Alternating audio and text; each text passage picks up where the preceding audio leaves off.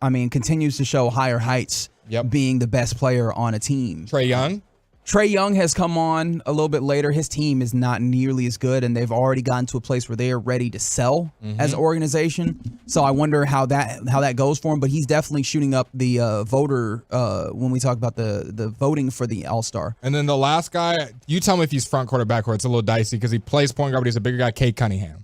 I think he's had a really good season. I feel like Cade would probably go. He's a guard. Okay, he's a guard. Yeah, he's their point guard. So when we look for starters, it feels like Tyrese Halliburton has got to be a starter. Yep, I would agree. This is where I think we merge narrative with production and the ways in which that team has been literally they're best last year's offense. Kings. Yeah. That's a great way of putting it. Like they look exactly like that. High efficiency offense, defense that the coach is, crying about and having a conniption behind, but it's also in a way that it's a little bit different from the Kings, is that it really flows all around that one player. Like it does. Yeah, it's just Tyrese Halliburton has been a huge hub for what happens there. He pushes the pace. He moves the ball around. He's been fantastic in a breakout year where he's already looked pretty good too. And you know what? Okay, so we're putting Halliburton in there, and I think it's really between Brunson and Maxey. 100%. That's what it feels like. And I personally like Maxey more as a player. I think he's a little more versatile. I think we're in the same place here. But does a little bit of narrative of he's got Joel Embiid, he's not the one on that team, and I think it's safe to say Brunson's the one on the Knicks. Does that push him some more votes? I don't know if that's quite what does it. Tyrese Maxey has had to step up and be all-star caliber. I think some of this is just Jalen Brunson has been so good in a huge market, media market, that's also gotten a lot of love as we've gotten even closer. I think this one's tough. There's not a clear-cut 1-2. You have to put those two no matter what. Like it's like you can make a case for a couple different guys. So I would lean towards Jalen Brunson. Okay, let's do it. I'm fine with the Brunson, and we have Maxey. I know we're not doing research yet, but Maxey's right on the cusp. Yeah, I think Maxey would be on the All-Star team. If he's not, that's abysmal. It's a crime. Okay, so now let's do the front court. The front court. This feels a lot easier. Tatum, Giannis. Ooh, is it easier? Joel is Joel. I was like, you started with the one. I was like, oh, wow. Yeah. Joel, for sure. Tatum, probably. I think Giannis literally gets it just off name. Yeah, I feel like that. You know what? It is easy. Like those are the three. Like who else would you maybe throw in here? I'm looking through. I'm trying to see if any name pops up that I haven't thought of. Like Scotty Barnes would count. Julius Randle. Jaylen Brown would. Julius Randle ain't close to us. Bam Adebayo would come up, but I don't think he's had a season that compares to those three. I think it's really those three by like a landslide. I don't even think anyone is even close to them in voting. And I feel like all the other guys that we mentioned are the guys that slide in the rest of the All-Star. Jimmy Butler? Has Jimmy Butler been that good this year? Right now, I'm looking at the votes. He is the fourth highest vote getter in the front court. So he would be right outside of the three that we named. Because the Miami Heat have had such a rough go of it, especially offensively, which I mean, they always have tough offensive situations. But they really had to go and make sure that they added Terry Rozier to help that offense. But now Jimmy Butler's been hooping himself as well. Yeah. Okay. Yeah. We could throw Jimmy Butler in that. We'll ease up the numbers here in a second. Yeah. So at least we got our starters in the East. So we got Halliburton, Brunson, Tatum, Giannis, and Embiid. There we go. All right, that's the East starters for. How do we feel about that? 877-881-1053 is the truckwreck.com text line. Did we get it right? Did we miss somebody? Did we snub somebody? Let us know. The people mentioned from the 817 Trae Young, who we did mention, but I don't think he compares to the other guards. And you got to filter in team success a little bit. Like all these guys are kind of close, and two of those teams are playing a lot better. So now let's go to the West. Let's have fun. All right, we start in the backcourt again. Two guards. Luka Doncic feels like an absolute must. He's a must. He's a must. And I think it becomes between SGA and Shai Steph Curry. Alexander, who's been really I'm right there with you.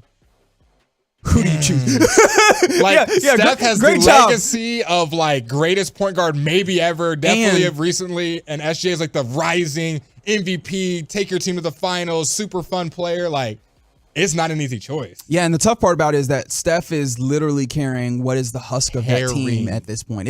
It's never been clear how much his impact is on the team dynamic of what they're doing. We could not be emphasizing carrying more. Literally everyone on his team is playing bad outside of the rookie Podziemski. He's Pajemski, yes. The only reason I remember that is I saw it one time and I was like, I'm gonna remember this because all these consonants are whooping my keister. Yes. There's a D, there's a Z. I'm like, what is happening there? Pajemski, all right, Pajemski. Outside of him, he's literally carrying that team. So okay, we got to make a decision. We got to be hard. What? Oh. Give me Shai Gilgeous-Alexander. Okay, let's give him the bump this year. Let's give him the bump this year. I mean, the narrative of it all, but also like just the ways in which, when you talk about a team of that caliber, he has been the dude. Like, obviously, there's a lot of guys that you can give credit to. Chet Holmgren has been very good.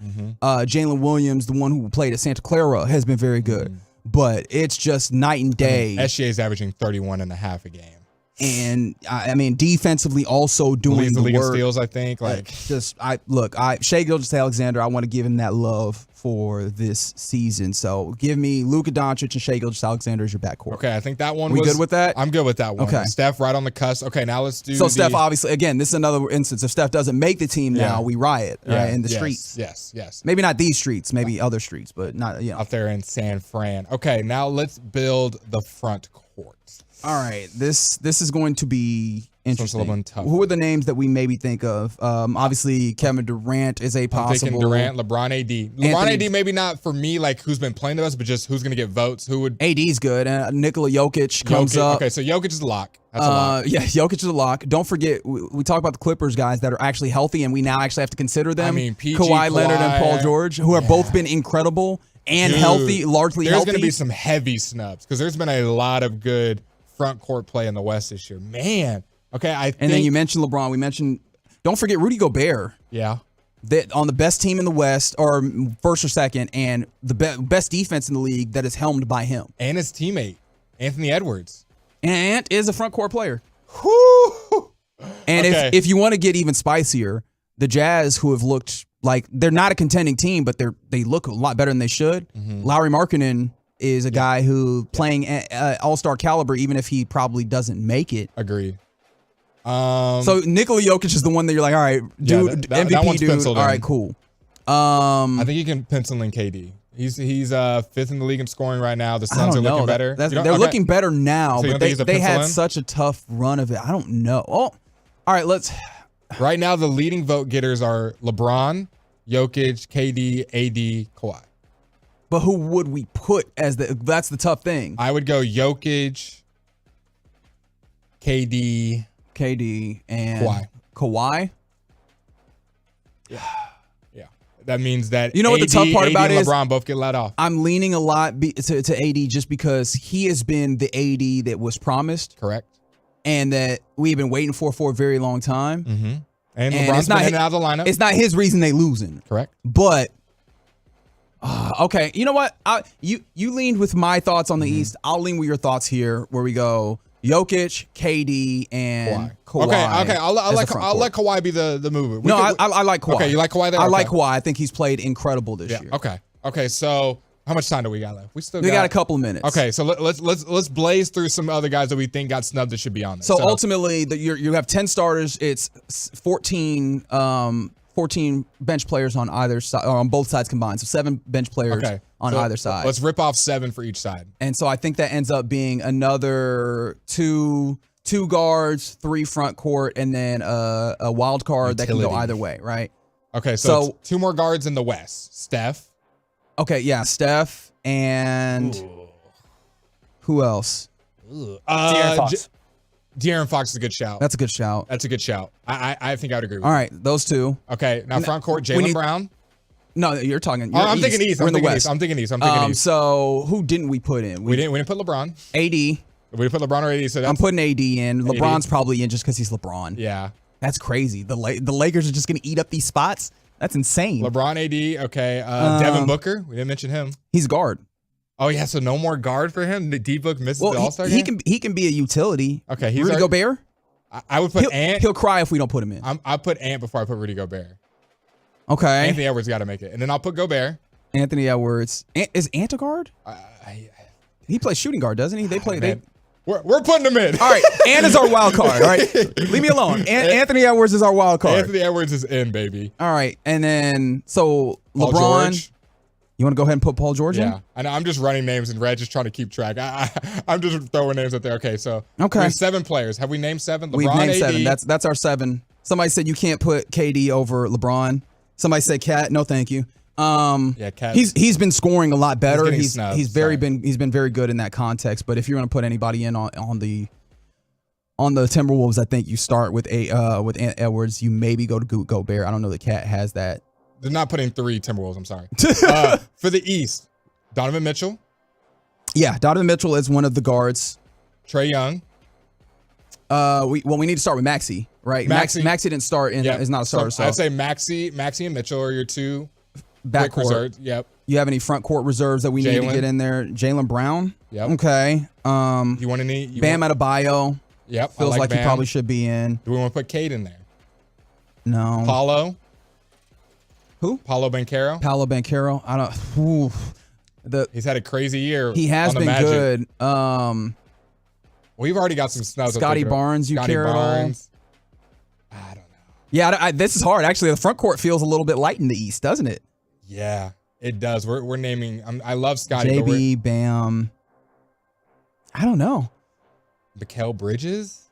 Nah, he ain't been that nice. And think about the West, who we didn't say. We didn't say Zion. We didn't say Alfred Sengun, who's been awesome. He's been this good, year. but I don't know that I'm willing to put him as an all-star just yet.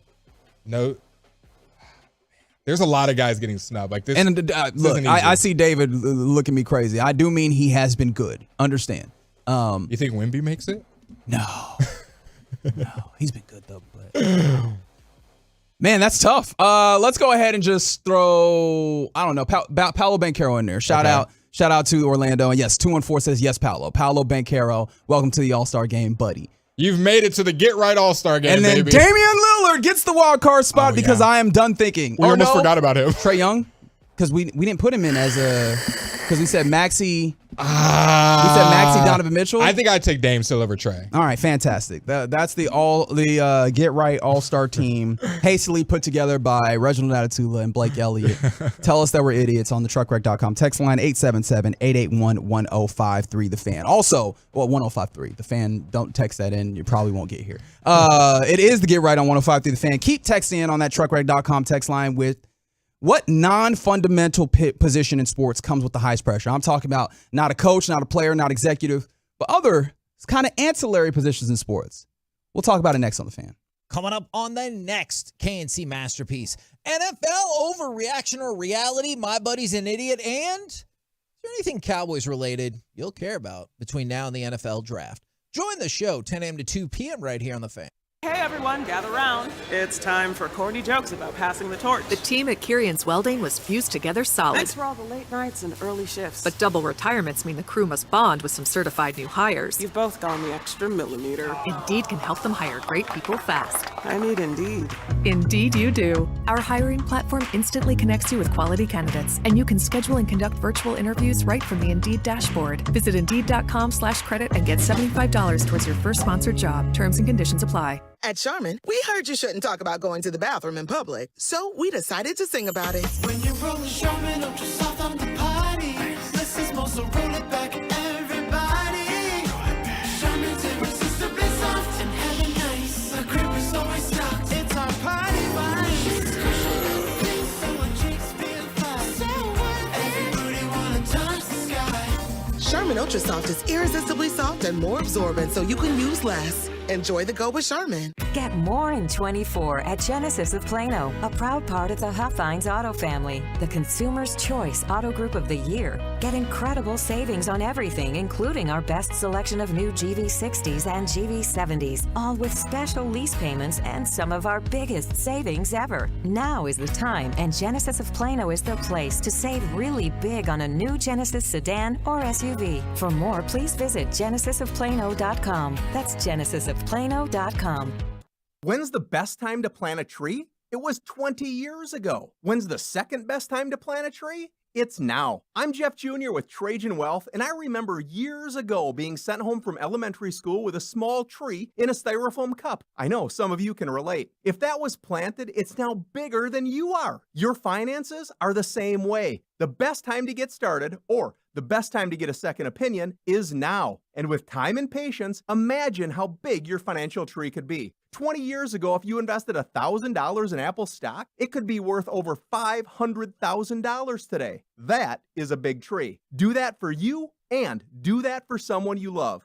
Call Trajan Wealth today and help us help you plant that financial tree. Call 469-579-3500, 469-579-3500, or visit TrajanWealth.com. Advisory services offered through Trajan Wealth, LLC, an SEC-registered investment advisor. Are you frustrated by those DIY cameras or smart gadgets you bought online? Just send them back. DFW Security has affordable, superior technology with professional installation and local support for your home business or large commercial facility. With smart cameras that separate humans from the rest of the noise. With a single app to control your alarm, cameras, locks, thermostats, garage doors, and more. DFW Security, your local experts for over 30 years. Call them now or go to DFWsecurity.com. DFWsecurity.com. Nachos! Hey, I'll take some. And some Frank's Red Hot. Nah. You're just gonna eat these boring nachos with no flavor.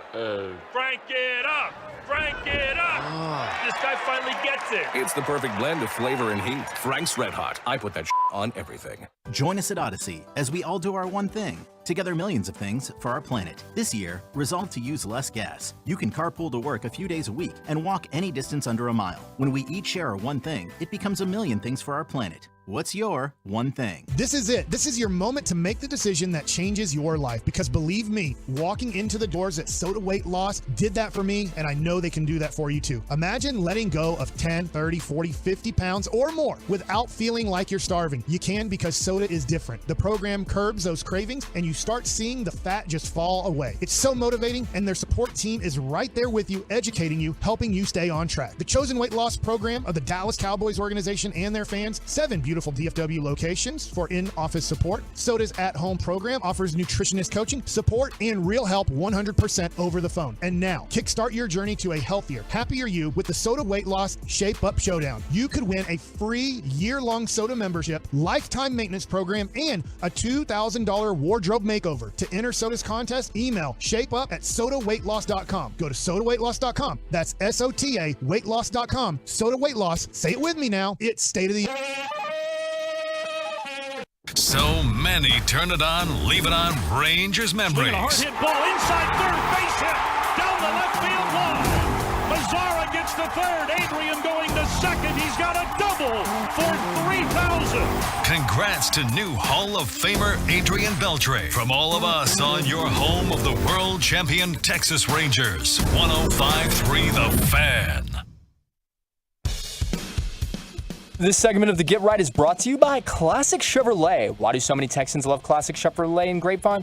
They've got the goods. More new Silverados than anyone with incredible savings. Why go anywhere else? Go see them today or visit ClassicChevrolet.com. This is Texas. This is Classic Chevrolet. Find new roads, relax, and enjoy the difference.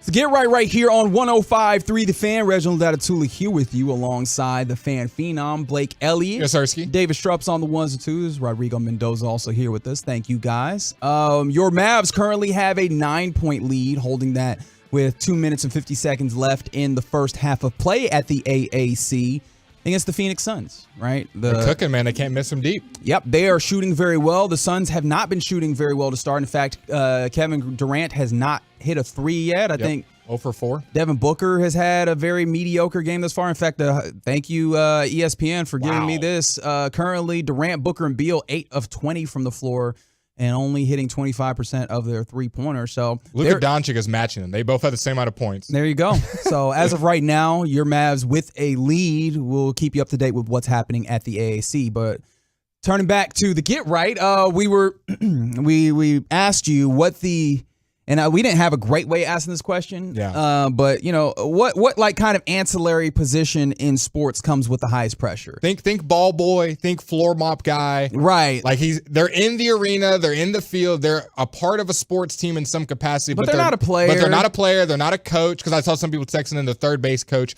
which I agree is a lot of pressure. But people that aren't coaches, people that aren't directly tied to the team performance. I'll let you talk about the third base coach for a second, because third base coach, like, that is a lot of pressure. I'm glad we're talking about it. Like that is one of those positions that nobody talks about until it's like, why did you send him, or why didn't you send him? You could have scored. Arizona, remember in the World Series? The send through to get tagged by Garcia. Yeah, but Buddy was thrown out by a mile, and so those instances. But yeah. This came about when, during these shows, myself and Blake, big hoops heads, and then just in general, we try and keep you up to date with what's happening in these games as we're watching them. So we're watching a game in a break, and we see, someone hit the floor, and we go, here comes the mop guy. And you see him jump up real quick, or the mop kid, I don't know how old that person was. Yeah. And like jump up real quick, like they need to mop, and we're like, here they go right now. It looked like there was about to be a turnover, and it's like that's gotta be terrifying when you get out on the floor during active play, because if they go the other way, we've seen it happen. Now you're being trampled by anywhere from 6'2" to 7'7", however. If you got Wemby on the floor, 7'5" dudes coming back the other way, and they gonna be mad at you for being in their way. Yep. 100%. Just for doing your job. And it was like, all right, that's high stakes. And we were like, what other positions like that? And this is a great one on the truckwreck.com text line. 877-881-1053. That's the number again. For the 214, most pressure in sports, training staff? That's very true. And you know what? Oh my gosh. No one talks about it until it happens. What was the guy? Oh my gosh, the punctured lung. Yeah. Who, Tyrod Taylor? Yes. No one knew his name until that, but that happens. It's like, oh, you just cost this man maybe his career, maybe a start. Like, it's a lot of pressure that's just behind the scenes, business as usual, and it's great when it's going great, but when it goes wrong, eyeballs are on you, buddy. Right. Also, every time that someone has a surgery, it's always successful. Who's the surgeon who has the unsuccessful surgery? Yep. Right? Like, what does that look like? But then also, I feel like any job, like anything that you have, the pressure of deadlines adds to this. And what do we do every time someone gets hurt? It's like, oh man, the prognosis, like 2 to 3 weeks, right? Once we put that number on it, hey bro, it's on you to try and help us get there. Now you got to try and speed this recovery through. And of course, like there's times that they don't hit that time, and ultimately, but like I imagine everybody in the office is like, hey, so when KD coming back? Yep. Right? Like, well, it looks like there might be a setback. Ain't nobody trying to hear the setbacks, right? When can we get him back on the floor? Especially once you get to like postseason situations, football, basketball, any of those. Like, when can we get them back? And the more I think about this is kind of like a tie to like really far loosely double disjointed assistant coaches. So my one is I'm going to go with I don't know what the name is, so I'm just going to describe it. The coaching staff that's in the box at an NFL game that tells you to challenge a play. It's like they're watching the replay and they're like, yeah, challenge that. Because that can be whether you don't do it or whether you do it. And you have to make it quick. Because usually the other team is like, oh, we just messed up. Let's go. And you have to imagine that's the 5 milliseconds that you're looking at your phone. And they're like, coach is like, all right, so Jim, what are you thinking right here? I think he might have dropped the ball. Should we go for it? He's like, my bad. Yeah, challenge it. My girlfriend just said we need to talk. I'm sorry. My bad. You said what? Run that by me one more time. I missed that. Yeah, that's a tough one. And then the obvious one, it's got to be the floor mop ball boy, not ball boy, the floor mop guy, as Reggie alluded to in the beginning. That's a lot of pressure. Not only. Not only do you have to be quick, you have to be efficient. You can't just go out there and do it for nothing. And the guy the slick slips. spot? Oh no! And now you were trying to be too fast, and now your favorite player, Luka, Giannis, whatever, LeBron, slips and falls. Oh no! And everyone's looking at you. You might cost the league real money. Like a star player gets hurt because they slipped on the wet spot. Oh my goodness! You could cost them money. Oh man! Because of your negligence. Oh no! All right, how about this? Someone said them tennis ball kids. Yep. Because look, those tennis players are real spicy. Yeah. They're like they need you to get them that tennis ball right when they ask for it, and as many as they need, and you need to do it in the right way. Yeah. Especially because like depending on the major tournament or tournament in general, they be out there in that heat, just standing there or crouched over. That's tough. This is a good shout from the 860. The guy on the hockey bench who constantly keeps track of who's on the ice to give them a stick if they break theirs. And I want to double emphasize this because when I went to the game, I was like, how is this happening? How do they know who's on the ice, who breaks their stick? And I guess there's someone that's designated just to that. Equipment manager guy. That is a lot of pressure because the game flow kind of has to go with you paying attention and being out there. So I didn't even notice it. When they break their stick, does another player bring the stick out to them, or do they go to the bench? They'll usually try and skate over and have a stick ready, or is it the equipment manager out there and I just didn't notice? Right?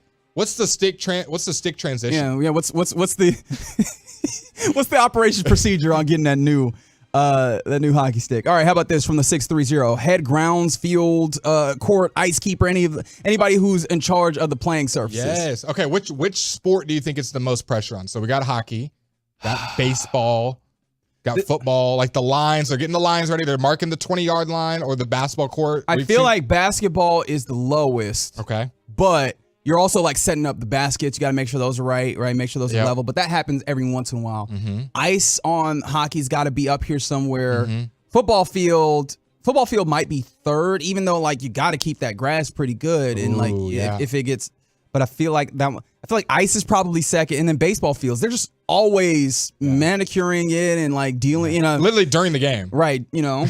And dragging the infield and watering the infield and line. Yeah, it feels like there's a lot. Mm-hmm. Oh yeah, shout out to the 817. The dudes on the parabola mics. On the sideline of football games. They're getting like the mic'd up moments and stuff. The ones with the big clear thing, right? They look like they got the big clear salad bowl. That's the parabola mic. Yes. The ones that keep getting knocked out when somebody comes through on the sideline. They get cooked every game. They get run over. Yes, because we can do all photographers. They have to be on the sideline to get their shot. And, I got a good one.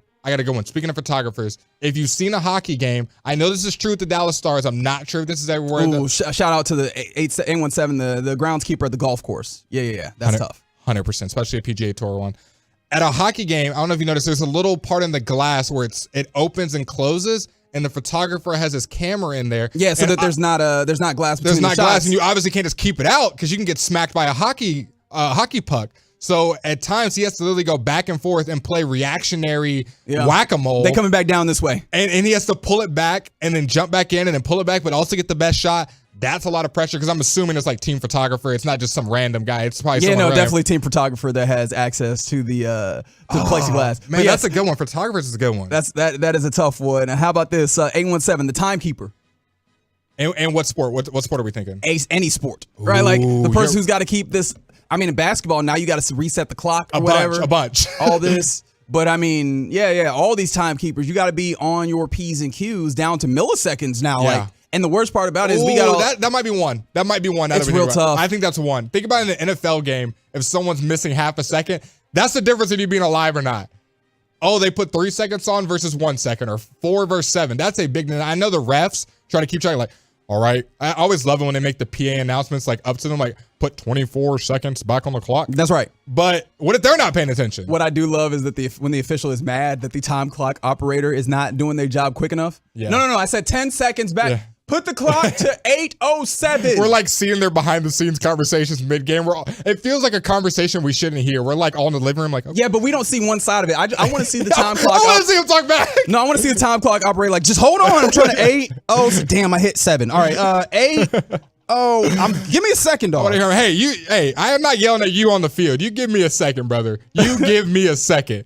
Oh, what's another good one? I like from the 214. They say equipment personnel. Apparently, when Giannis is on your team, hey, watch them clothes better, baby. Yes, and we heard about the basketball team that forgot all the uniforms. Oh man, it was college, right? Did you not hear about that? I don't recall this. This was recent. Recent. It was a college basketball team. I'm forgetting the name. Someone will text it in. That forgot all the uniforms, every single one of them. That is forgot it at the team hotel. Oh my goodness. At least it's at the hotel as opposed to like at the crib. Apparently it was like downtown traffic. The game was only delayed 7 minutes somehow, but they forgot every single uniform. Like, can you imagine? All right, everybody get ready. Oh, Jerry?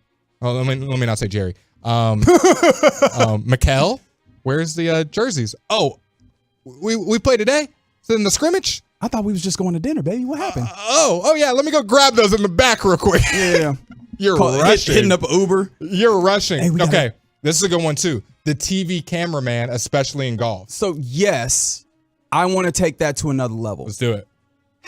I'm going to see your TV cameraman. I'm going to raise you TV director. Yep. So it's the person like that's on the truck that's like, ready camera 2, take camera 2. Yep. Ready camera, because all this action has happened really quick. And every time you see the camera change, somebody has had to have 2 directions on how that's gone. Yep. And they've got to be on top of the action and as it's the happening. Next thing happening. And be like every time that camera changes to a different shot, someone has planned that out in their head. in rapid succession, and it goes for the entirety of the game. There's no break. There's no, I'm just going to keep it on the wide shot the whole time, because when you get those sideline shots, that paints a picture from a lot of what we see, a lot of what the fans see. You see the reactions. Which is why, like, you get those games, and then at the end of the game, they got the kid crying. I'm like, someone in the booth was just being ready. A jerk, was being an a-hole. That's like, some of the best shots. You know what get. Shot I need right now? I need suffering. I need pain. Put it on the TV. Because you could just say put it in the crowd. You got to know which couple people you're zoomed in on, because camera A. No, you're not close enough. Get tighter on that. I want to see the snot coming out of that child's nose because their team lost. Thank you. The Cowboys, take camera A. The Cowboys meme of the guy crying in his girl's shoulders, like, that's from a good camera angle. The camera pointing to the Bills with the guy crying. So I agree. TV directors up there. What do we think about the, you know what I'm talking about, in an NFL game, the guy that's on the super big, he's on the little roller coaster looking thing. He's going back and forth. It's the main wide shot that you see on the broadcast. I know what you mean. And I don't know how to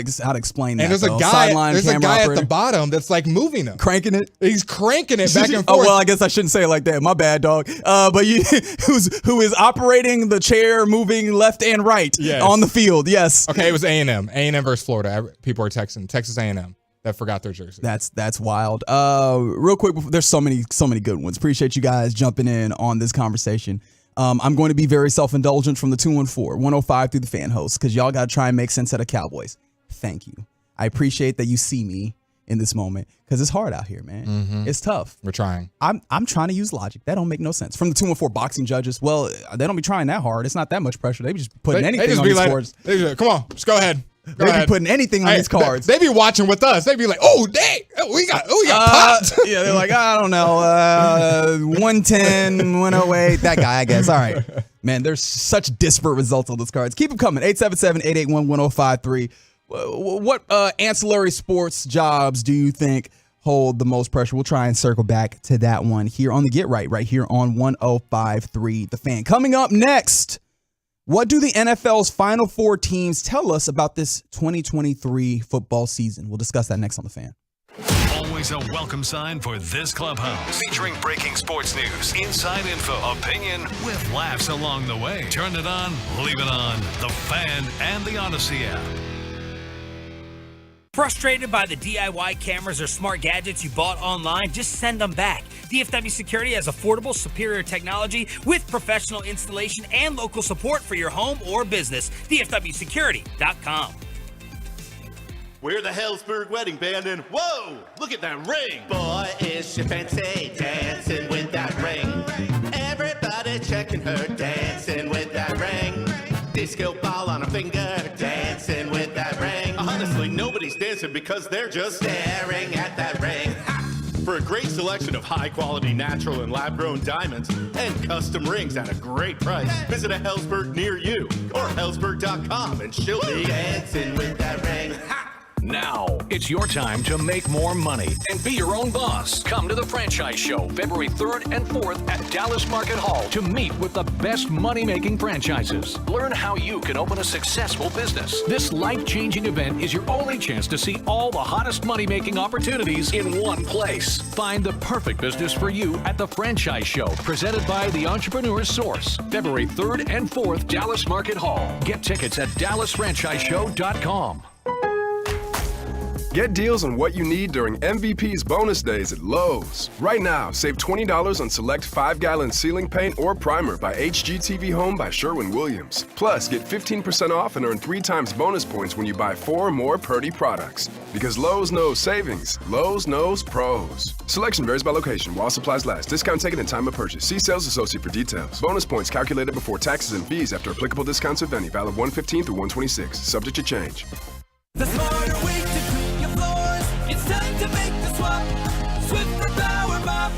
Introducing the new Swiffer Power Mop, the all-in-one tool that gives you a mop and bucket clean in half the time. The solution's built right in, so no heavy bucket, and the pad has hundreds of scrubbing strips to get deep into grout. Don't mop harder, mop smarter. Swiffer Power Mop. Swiffer Power Mop. Hey Tolos, it's Jane Slater here with the NFL Network. The new year brings new benefits, and it's the perfect time to get in for a teeth cleaning with Kissable Dental to start 2024 off fresh. What I love about Kissable Dental is the fact that it's always paid free, and they handle all the insurance and paperwork for you. There's no upsell or surprise fees because they have that no-bill guarantee. To claim your free teeth whitening kit, book online at KissableDental.com. KissableDental.com. The Kissable journey starts today.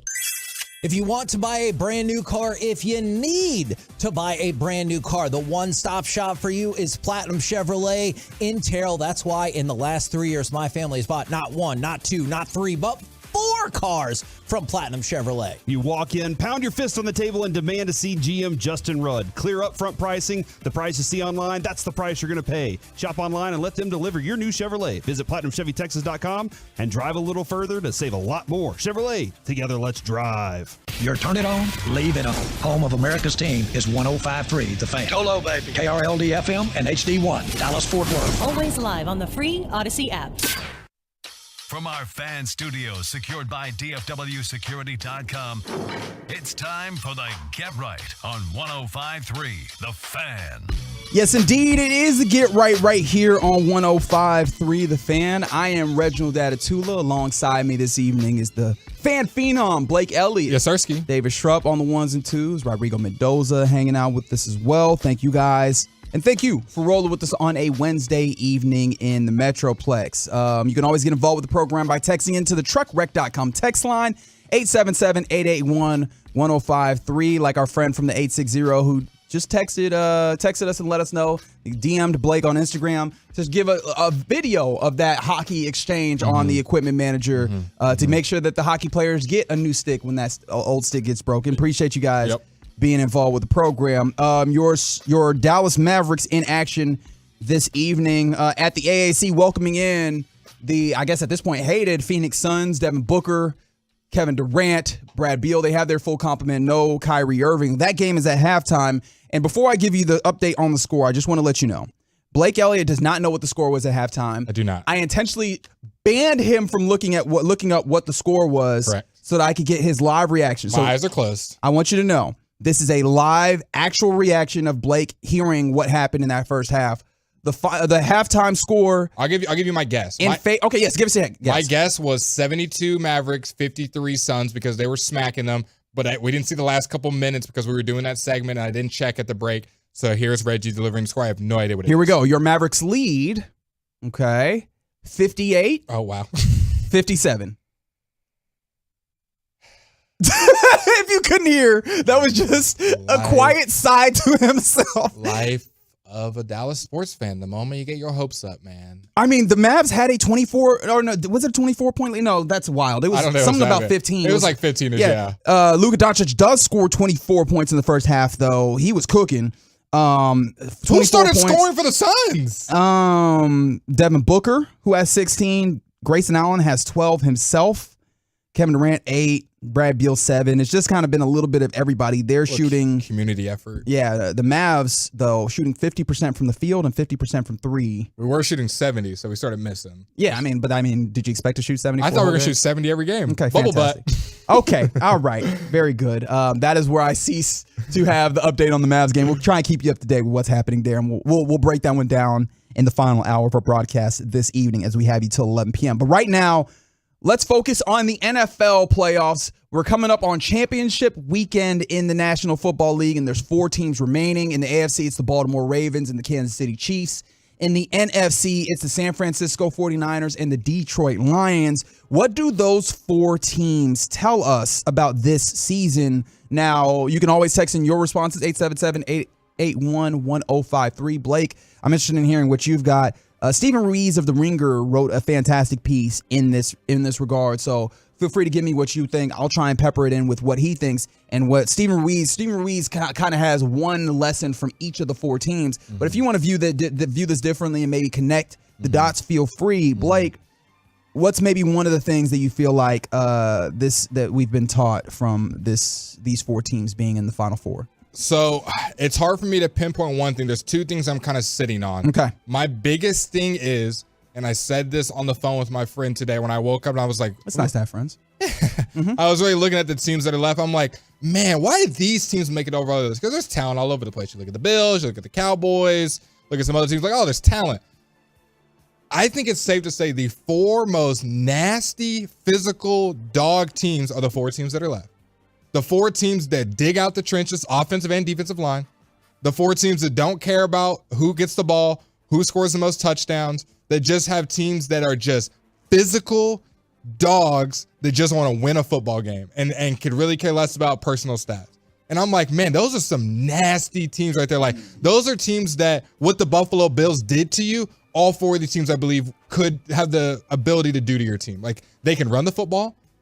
All these teams can block pretty well. All these teams can stop the run pretty well. I would say there's some teams that falter a little bit on that, but for the most part, all of them have physical, nasty teams. And then the other thing is, all 4 of these teams prioritize linebacker.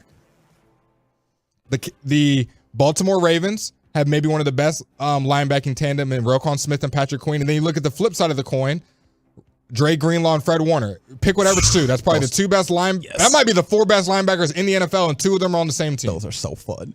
And then you look at the Lions, Anzalone, I believe Barrett is the other. Yeah, that's the one team where it gets a little light when we start talking about the linebackers. Jack Campbell, but they don't have the biggest names, but they prioritized it. Drafting Jack Campbell early in the draft. They said, hey. He's had ups and downs his rookie year, though. We are going to make this a priority for us. And the Lions would be on, like Reggie said, the latter half of that point. And then the Kansas City Chiefs, not the biggest names, but Nick Bolton has played amazing this year. Willie Gay, when he's been on the field, has been one of their spies, one of the more versatile guys to have out there, as well as Dre Tranquil. So all these teams are physical. All these teams prioritize linebacker. All these teams have great head coaches. Yeah, man. I think those are really interesting connectors that you've pulled up there. Do you guys have that Nick Bolton audio in there? One moment. All right. Yeah, because Nick Bolton, I had some kind of evidence of him playing really well, but I guess maybe they don't have that. No problem. We can move it along. As I mentioned, Stephen Reeves of The Ringer, fantastic writer, kind of wrote some of the things that he has. And I guess let me go to the truckwreck.com text line from the 214. They all have good GMs. Brad Holmes really been vindicated, in particular with the kind of the unorthodox ways that he's gone about the draft. I mentioned, my particular affinity for Eric DeCosta, the way he goes about his stuff.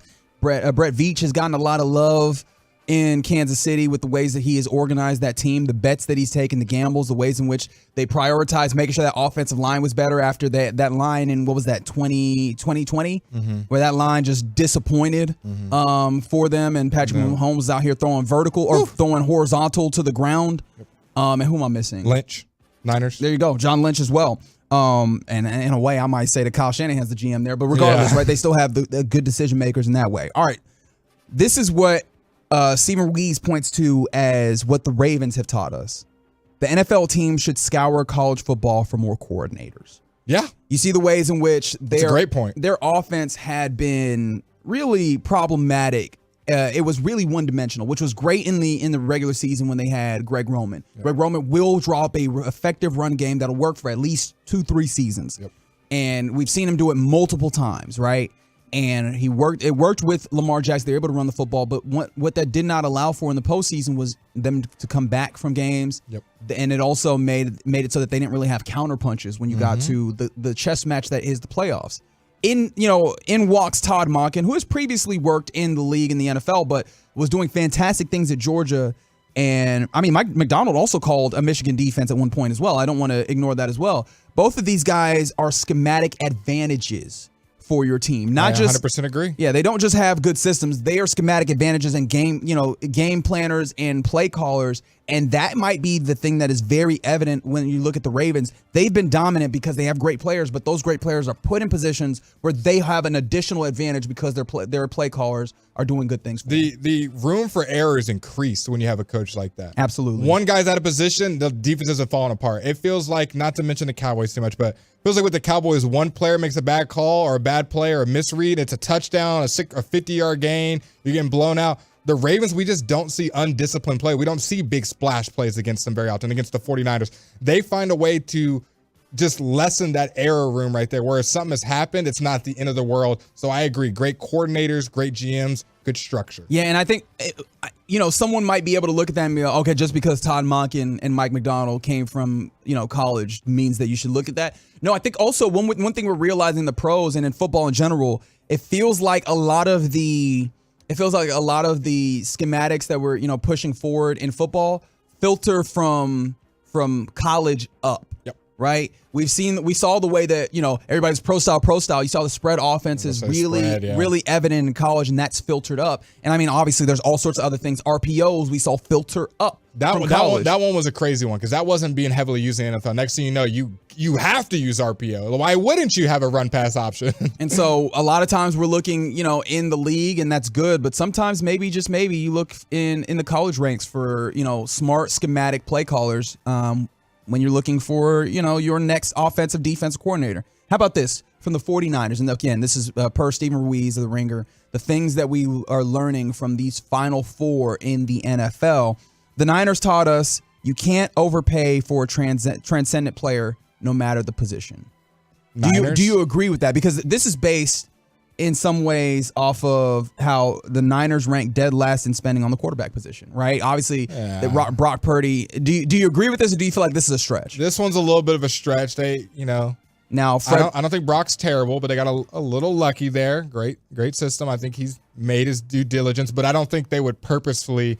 The plan was not to draft Brock Purdy, and they had no plan that he was going to be the starter the moment they drafted him. Right. I mean, they used first round pick, capital trying to get Trey Lance to. So, but hey, maybe they walked into that. Maybe that's something that we hold on to. Maybe that's something we discard. Fair enough. How about this from the Detroit Lions? Detroit Lions taught us a great offensive line can overcome a middling quarterback. That's a great point, and. I haven't really thought about it in that angle because I would say they have the best O-line in football right now. Would you agree, Detroit? If it's not the best, it's the second best. Yeah. If it's top two. Yeah. They got a great O-line, so that it gives Jared Goff, he doesn't have to make these high pressure throws, these high situations where he has 20 guys coming at him and has to make this split decision.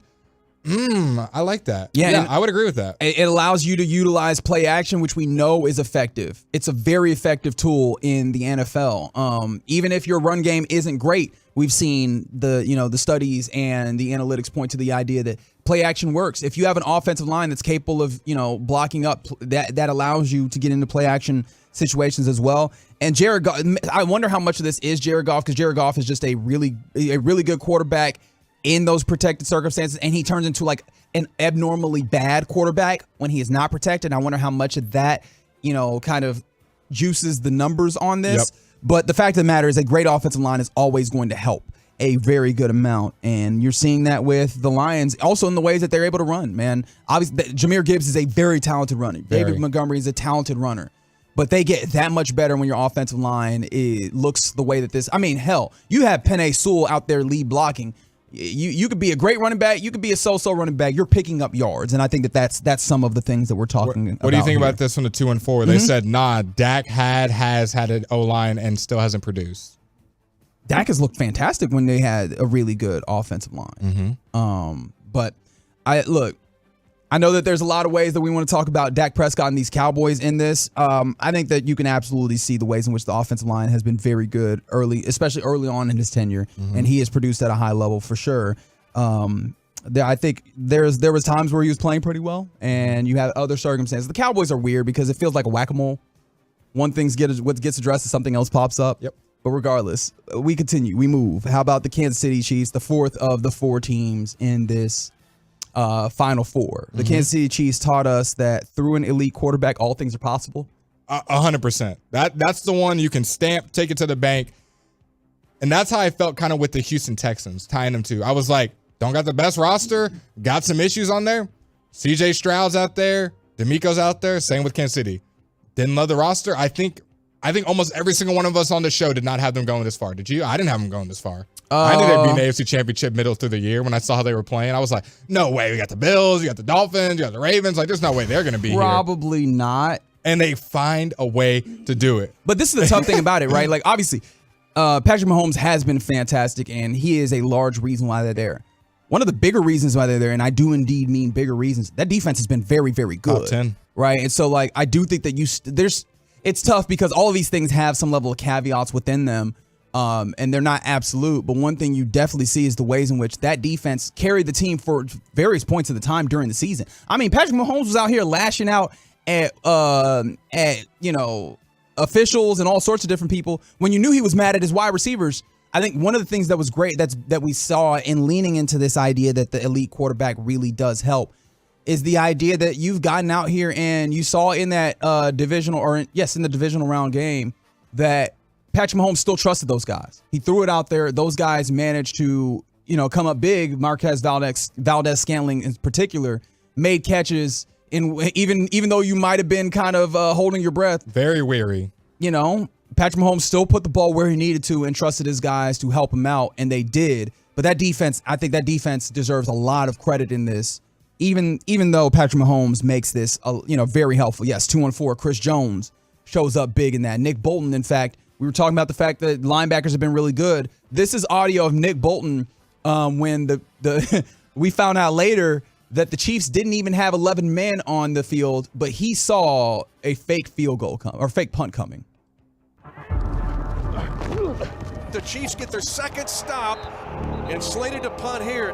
Hey, watch the fake. Watch the fake. Earmuff.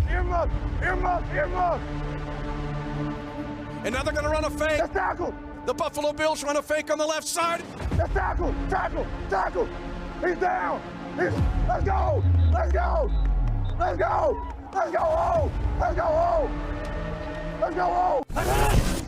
So there you go. That's courtesy NFL Films. But yeah, that was Nick Bolton calling out the fake field goal or the fake punt. I keep wanting to say fake field goal, fake punt. And that goes to what you were talking about with like great linebackers all the way across this one. They're the brain of the defense. They're the ones usually getting the play call in their helmet. You got to have smart guys out there. Physical is great, and I want dogs, but you got to have guys that have been in that position. Like, hey, this is the adjustment. Hey, they're doing this. Here, look at the wide receiver splits. They're going to run this versus just instinct guys. That's great. But when you get to the playoffs and you got Patrick Mahomes checking, oh, yeah, okay. He's going to play there. This alignment's here. Yep, go ahead and run this route. Especially now when, you have fewer linebackers on the field and they have to come down. They have to, be able to run fit and handle the run. But they also are often put into circumstances where they have to defend the middle of the field. And, you see the ways in which teams that can defend the middle of the field very well put quarterbacks in a bad situation, and teams that can't, allow them to feast. And so, yeah, those are some of the things that we are taking away from the Final Four in the NFL. Chiefs, Niners, Baltimore Ravens, and who am I forgetting? Detroit Lions. I don't want to leave them out. Let us know which one we missed. 877-881-1053. Text us. What do we miss about these teams that we learned that are left in the playoffs? We talked about the Chiefs one being that with an elite quarterback, everything's possible from the 817. There's only one elite quarterback, so that plan is a terrible plan. Fair enough.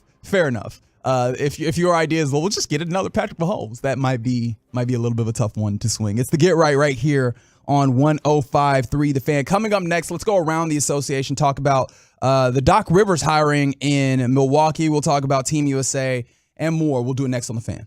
All day, every day, bringing you insights and information no one has right here on The Fan and on the Odyssey app. Chronic pain can be very bossy. What do I mean? It tells you what you can or can't do. Sometimes it even has the audacity to keep you from working. I missed almost 3 weeks of work, and I was no longer able to play tennis. The pain was really debilitating sometimes. I missed Thanksgivings. Abby was ready to put the bossy bad back in her past. And that's when she discovered QC Kinetics and their non-surgical treatments for pain. QC Kinetics is the nation's leader in advanced regenerative medicine with tens of thousands of satisfied patients, people who have experienced real lasting relief without drugs and without surgery. It has just been the most life-changing, amazing experience. Not only life-changing, but career-saving. I get to continue to do the career that I love. I'm playing tennis again. Stop letting that joint pain boss you around. Start with a free consultation at QC Kinetics. Call QC Kinetics, 972-972-8610. That's 972-972-8610. 972-972-8610.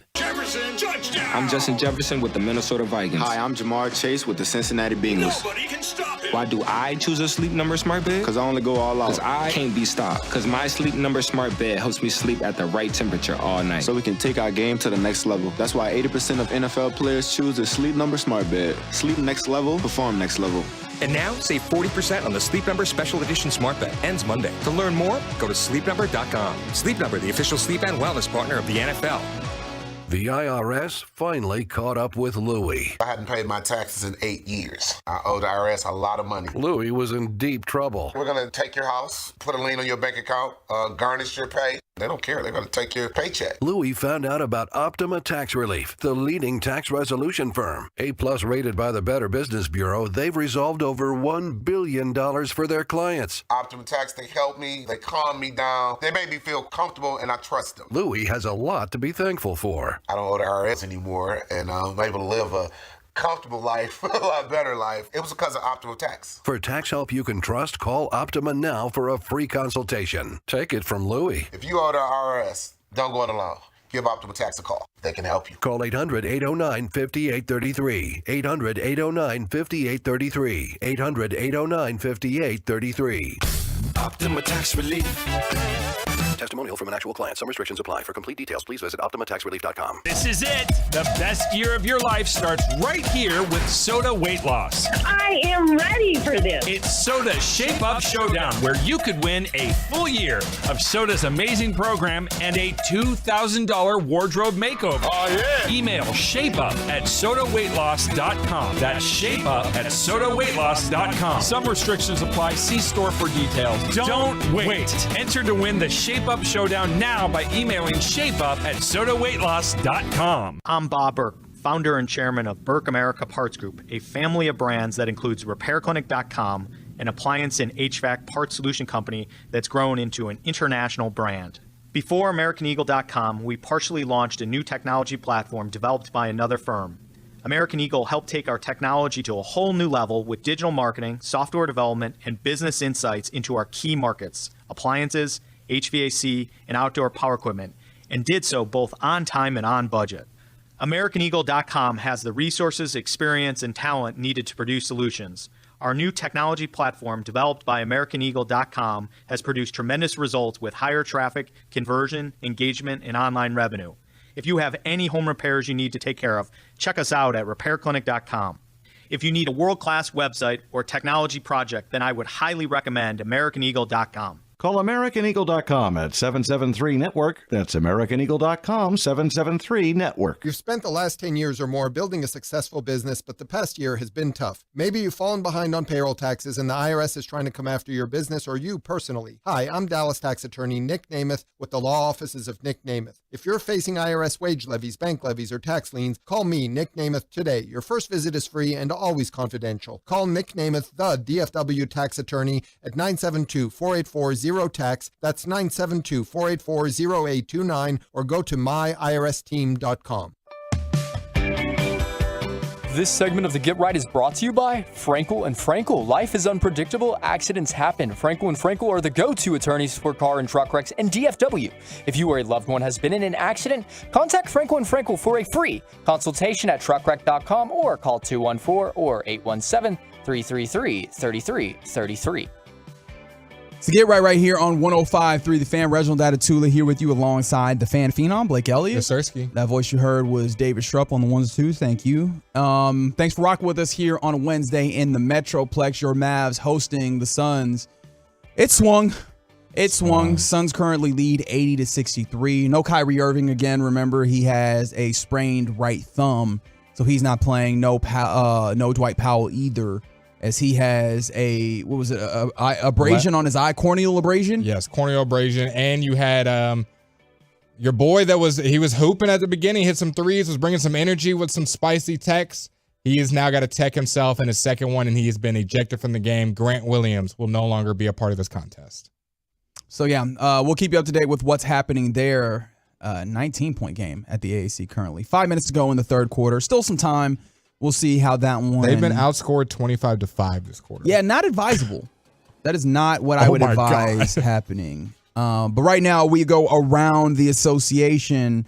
talk about what's happening in the NBA. Last night, we told you about the idea we told you about the news, in fact, that Adrian Griffin had been fired as the head coach of the Milwaukee Bucks. As the show progressed, we had a little bit of weirdness in NBA circles as CNN Sport, who is typically not like a reporting entity when it comes to basketball or a newsbreaker in particular. Especially for the Bucks. Right. CNN Sport was reporting that the Bucks had, in fact, come to terms and agreed to hire Doc Rivers to be the next head coach.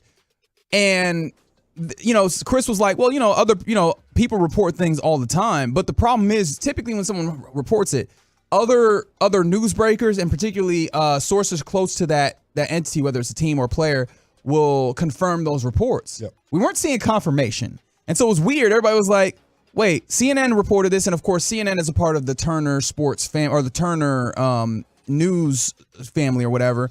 And so TNT, who had the games last night, they were reporting that, saying that CNN Sport and like that they had those, but we didn't have anyone else confirming those reports. Well, ultimately, earlier today, we had all of that then begin happening when we had, Shams Charania, Adrian Wojnarowski, all those folks confirm that yes, better indeed. Than me. I would not be able to pronounce that last name. I just call him Woj. Yep. I heard it once and I was like, again, just like Pajemski, I was like, I need to know how to say this because it's been whooping my keister. But yes, officially, Doc Rivers, the new head coach of the Milwaukee Bucks, just over halfway through the NBA season. This is a team that has expectations. Mm-hmm. How did you respond to this news that Doc Rivers is officially going to take over for Adrian Griffin? Well, in part, I wasn't here when the Adrian Griffin news broke, so breaking it up into two, it definitely surprised me. On the surface, at Adrian Griffin, second best record in the East, I believe 30-13. But then when you look at the more advanced numbers, bottom 10 defense, not great ball rotation. And then we start getting the Chris Haynes and the insider reports that apparently him and Giannis weren't seeing eye to eye. Especially Lillard seemed to be the biggest factor in that. The offensive scheme they were trying to run that he was trying to mold himself into, that it wasn't working there. And so he was having some pushback, trying to get it to work, but it just wasn't working overall. And when you make this kind of buy-in, all-now trade, you can't have a coach that's trying to figure it out. My biggest thing is, and maybe you can wrap your head around this, Reg, maybe I'm missing the connection. When you have an all-in buy-now team, a team that's contending right now, I don't get the first-year head coach thing. Yeah, that was the odd thing there. But you know what? It felt like there were other things at play when it came to hiring Adrian Griffin, right? Mm-hmm. That seemed like there was he had a big cheerleader in Giannis Antetokounmpo, right? And so your star player who, mind you, at that point, you were headed towards needing to get an extension on Giannis. You're going, especially for a place like Milwaukee that it's not a big market. They've had a hard time getting stars, and quite literally, I don't think they've had a star player nearly of this caliber since they had Kareem Abdul-Jabbar, right? When you have someone of that caliber, it feels like you do everything, especially in the NBA landscape, you do everything to make sure that they're happy. And if he comes out very strongly and says, Adrian Griffin is who I want, it seems like, I don't know definitively that he did that, but he did seem to throw his weight behind it. You make that higher. And the tough part about that, though, is the results weren't far enough. And it seems like the reporting also was that Giannis was now losing his faith in Adrian Griffin. When your two biggest players are losing faith, because everyone on the surface are like second in the East. Why are they firing them? It's like, but there's more to it. You can say second in the East, but one thing that was very evident, it was clear that the way they got to second was not going to be sustainable for what their goal was. Their goal isn't regular season production. I mean, Cowboys fans understand this, and they've right? had some wonky games. If you just look at the record, they've had some close games against some bad teams. They've lost to some bad teams. Literally 22nd in defense, which that's very clearly not going to be sustainable, especially when you look at the teams in the East that they're going to have to contend with to try and get to where they were trying to get. But yeah, it felt like an odd reason to hire him, but now it feels even odder to fire him, and now they replace him with Doc Rivers, a guy who has won a championship in 2008 with the Celtics, but since then has been almost the epitome of second round exits. And that seems to be the exact same thing that the Bucks are kind of dealing with, is trying to get past that second round exit. So they're going to have to try and exercise demons together, the team and the coach. And I don't think there's a lot of belief around the NBA world that that's the right coach to do it. Although I don't know who you hire in the middle of the season for that job. So I got two notes for you on that. Yes. I'm going to tie in both the things you said and what the fan text is all talking about with this game. Fire kid. What's his name? Adrian Griffin getting fired. This was Jason Kidd before the game. He said, Adrian Griffin's firing, end quote, puts all other coaches on alert that they can be fired even with one of the NBA's best records. So NBA Mavs fans, that's your own coach saying it. You know, nobody's safe, and we saw that with Griffin getting fired. And yeah, but the tough thing about that though is, you know, what we were just talking about, the idea that, you know, people in the locker room had lost belief. Mm-hmm. I think Amin El Hassan, former NBA, I guess, executive, he worked in front offices or whatever. He said this earlier today, and I tend to agree with him, is we'll allow a lot of things to fly, even like various incompetences. The one thing that you cannot do as an NBA head coach is lose your locker room. 100% mentality. That's the biggest thing. Really, X's and O's are cool. You lose your locker room, it don't matter. In coaching in general, if you lose the belief of your locker room, you can't coach, right? Yep. But in football, that's 53 guys. Yep. There's a lot more of an authority figure role, and you can move some things around and make things shake. There's only 15 guys. And really, if you want to be real honest, there's 12 guys because those dudes at the very end, they're doing whatever they can. And let's be honest, it's really 8 guys. If you want to even shrink it more, the guys that are consistently getting playing time. And then you can even shrink it even more if you have a star player like that. You lose the faith of one guy, 2 guys, you could be out of here real quick. And it's so a star-driven league. We saw that happen with David Blatt back when he jumped in as the head coach of the Cleveland Cavaliers back then. They got rid of him, put Ty Lue involved, and then all of a sudden, boom, there they go. And so Adrian Griffin lost his locker room. Jason Kidd has not lost this locker room. Nope. And more so, Jason Kidd seems to be really respected by your star players and making sure to keep those guys healthy. We can feel however we want to feel, but Kyrie Irving has a great respect for Jason Kidd. Luka Doncic seems to have a good amount of respect. That's one of the reasons he came here. That played a factor. Great respect for Nico Harrison as well. It's one of the reasons Kyrie is here and happy. But obviously it wasn't as safe in Cream City over there in Milwaukee. You just really wanted to say Cream City. I did. I wanted to say it so bad. So bad. How many blown leads do you think Doc has in the playoffs? There's a lot of them. I know that I was listening to KC earlier, and Kevin rattled them off, but I didn't commit it to memory. I feel like you have it in front of you, don't you? 2003 led the Pistons 3-1. There's quite a few 3-1s that 2005 Pacers 1-0. 2009 Magic 3-2. 2010 Lakers 3-2. 2012 Heat 3-2. 2014 Thunder 1-0. I won't really count a 1-0. 2015 Rockets 3-1. 2016 Blazers 2-0. Was tough too. Facts. 2017 Jazz 2-1. 2020 Nuggets 3-1. 2021 Hawks 2-1. And 2023 Celtics 3-2. And everything that I just named you, he lost all of those series. Best of luck to you. Good luck to you with the Milwaukee Bucks, with a team that has a 22nd ranked defense, doesn't really have the personnel to play defense at a high level, and you're going to need to come in and do that on the fly. Apparently, they're shopping Pat Connaughton and I forgot the other player, but they're shopping some players to try to bolster that. They don't have a lot on that roster, and so look, we'll have to see what they ultimately manage to get done. Elsewhere around the association, close to, not exactly the association, but the USA Basketball released their 41-player pool when it comes to getting themselves ready for the Olympics in 2024 in Paris. Draymond Green is not in this player pool. They're not trying to start a world war. Piss off the wrong country, talk some smack, and next thing you know, we are declaring for war. That's a good job. That's good. But for him in particular, I think Grant Hill, who is the general manager of USA Basketball. Oh, I thought you were saying he's on the team. I said, we're cooked. No, Grant Hill's he runs USA Basketball. He said, quote, about Draymond Green, his contributions have been significant, and he's a real part of the legacy of this organization for his excellence. But I think just in lieu of sort of what's transpired this year, we decided not to have Draymond on this list with this particular point in time in the process. So, I mean, you make jokes, but it's apparently, according to USA Basketball, that was part of the decision why. I also think that when it comes to international basketball, what Draymond Green does not play. It doesn't transfer. Right, like the idea of just, hey, I'm going to be back here and make sure the defense is all together. No, that doesn't. You need big athletic bigs, I think, to be able to. Every time we've won, we've out-athleticized the team. We're just out running fast breaks and dunking on them. Now, my question is, Reggie, last time we played, it was a bunch of the young guys. Remember, it was all the youngins. We don't think we had anybody that was old. Well, but that was a qualifying. That was the FIBA World Cup. Okay, yeah, okay. Which is a qualifying tournament for the Olympics. Which obviously, I mean, the U.S. is in such a place with basketball where it's like you better win all the time. But in a qualifying tournament, it feels like, hey, we can run some of the younger guys out there. Still need to be a certain level of good. Do you think we send the Avengers this year? Well, this is the thing that I kind of wanted to talk about because LeBron and Steph are some of the big name players who didn't participate in the last time in the Olympics but have been included in this one. So it's very possible, in fact, it might be likely that they are going to be on the roster.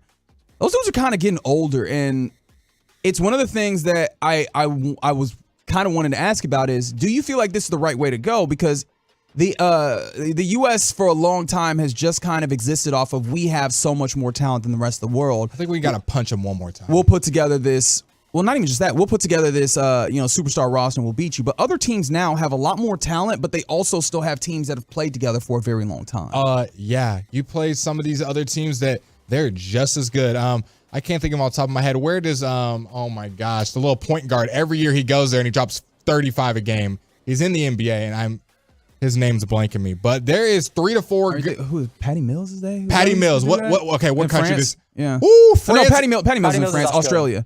Okay, Australia, they got Josh Green. Like, there's some teams that got NBA players. I don't know why I made Patty are, Mills, Tony Parker. Who's on France? Who's like Gobert? I don't know if Batum might still be playing. Obviously, now you have Victor Wembanyama. Yeah, that's a scary team, especially when it comes to the Olympics. It's not just roll them out, you're better. Some of these teams with guys you ain't never heard of will cook. Latvia or Lithuania is low-key pretty good. Like, there's a lot of teams. But my point being, like, the talent disparity isn't as large, but like, do you think that sending these guys that are a little bit older, Bron, Steph, is still the way that you go? Even though like the talent is really good, but like, should you be trying to cultivate a more, unified team over time in the same way that we're seeing the rest of the world, seeing as the talent is disparity is starting to close? I think you send it one more time back with the Avengers.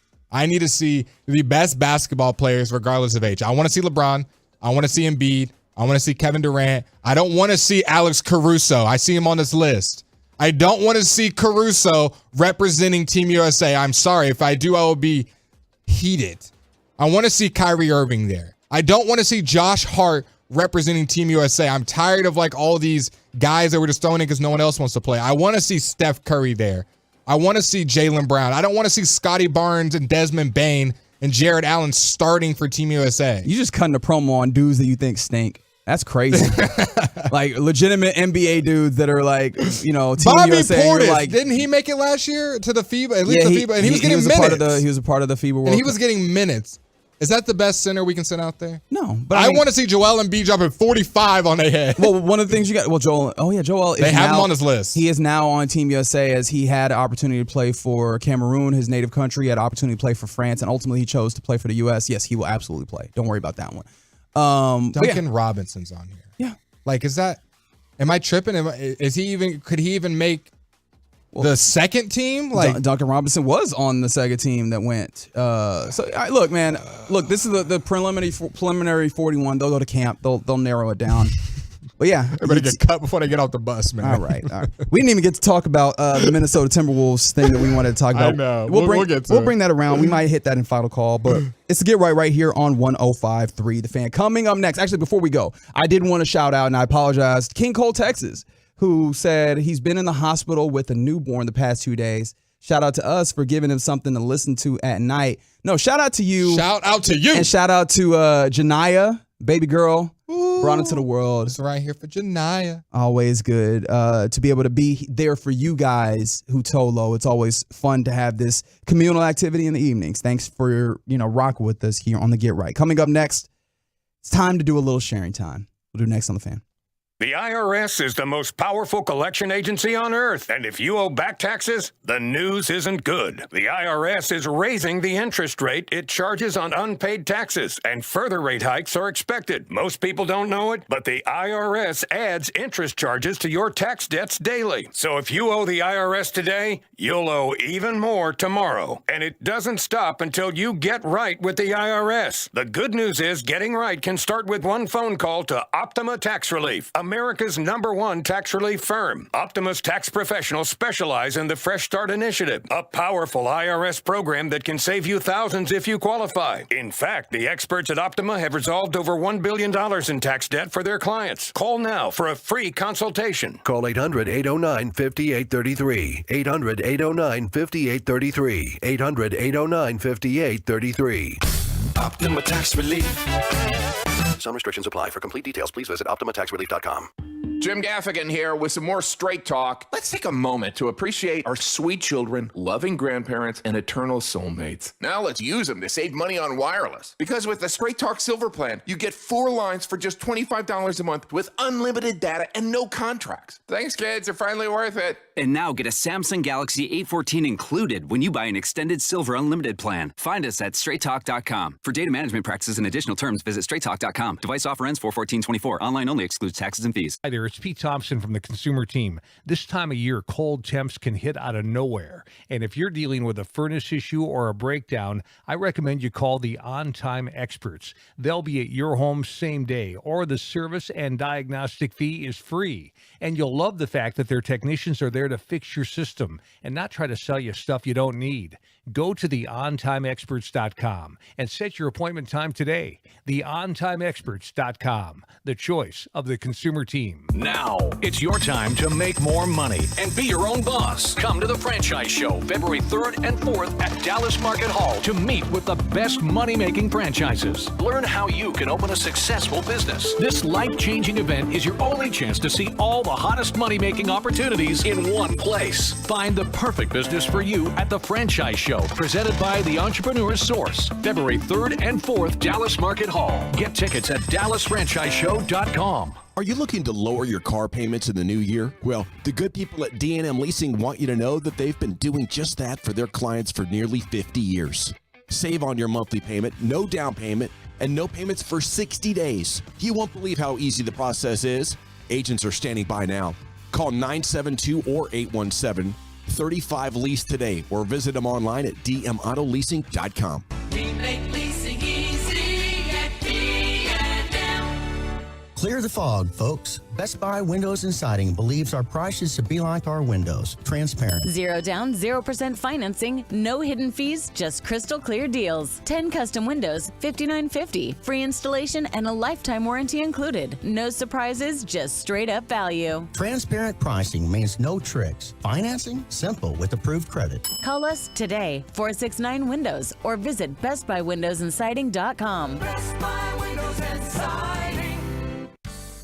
For 40 years, Autoflex Leasing has mastered the auto lease, the Flex Lease. They invented it, a flexible lease plan that saves you money up front and keeps on saving you every month.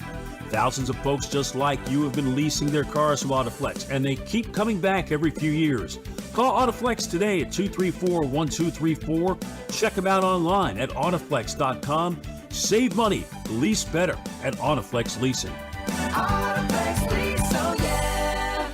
RJ Choppy here, my good friends over at A Number One Air. This month only, it is the A Number One Air Warehouse Clearance Sale. All 2023 heated and AC, plumbing and electrical equipment must go now. That means incredible savings. Plus, you purchase a new heated and AC system, and you get up to $3,000 cash back with free whole home surge protection. Do not miss the A Number One Air Warehouse Clearance Sale. 1-800-NEW-HEAT, 1-800-NEW-HEAT, or ANumber1Air.com. Some restrictions apply. Total wellness optimization. Guys, we are busy. We're all busy, and Men's T Clinic knows that. Why run all over town? Optimizing your testosterone can optimize your mood, drive, mental clarity, sexual wellness. If you have achy joints, hair loss, want an IV drip, need muscle mass therapy, Men's T Clinic can help you. We talk about depth in a lineup. Well, Men's T Clinic has an awesome lineup of treatment plans. In fact, they have a full-service menu at mensteclinic.com. Stop by one of their 5 DFW locations. Men's T Clinic, let's get back to being you. The NFL playoffs live on Odyssey. Westwood One brings you all the action from the AFC and NFC championship games, streaming live on the free Odyssey app. First, it's Kansas City and Baltimore. Spinning touchdown catch, hit the goal line, Kelsey. He could not have been more wide open. Then it's San Francisco and Detroit. Hands off McCaffrey up the right side, into the end zone. Touchdown 49ers. Listen to every game live from Westwood One. Get in the game and download the free Odyssey app today. AUDACY. Welcome to Cooperstown. Beltré swings and cranks one to deep left field, and that ball is history. Congrats to Adrián Beltré. He turns this game around. From all the Rangers Tolos. And Globe Life Park is on its feet. And your proud home of the world champion Rangers. 105.3 The Fan. This segment of the Get Right is brought to you by Classic Chevrolet. Why do so many Texans love Classic Chevrolet and Grapevine? I'll tell you. They've got the goods. More new Silverados than anyone with incredible savings. Why would you go anywhere else? Go see them today or visit ClassicChevrolet.com. This is Texas. This is Classic Chevrolet. Find new roads, relax, and enjoy the difference. So Get right here on 105.3 The Fan. I'm Reginald Atatula. Alongside me this evening is the Fan Phenom, Blake Elliott. Yasirski. David Schrupp and Rodrigo Mendoza on the ones and twos. Thank you, gentlemen, and thank you for rolling with us on this evening in the Metroplex. Coming up about 15 minutes, we'll get you your headlines on the evening. But right now, it's a little time for a little sharing time here on the Get Right. Mm-hmm. And real quick, before we dip into sharing time, I don't know what spurred this from the 214, but I love that you're mentioning this. Yeah, I mean, I guess let's just be here for each other in this moment. They said a girl that they liked asked them for some songs. They sent her some songs, and then she sent a thumbs down. That sucks. Okay, brother, I'm gonna give you a little quick 30-second. Oh, okay. Pep talk.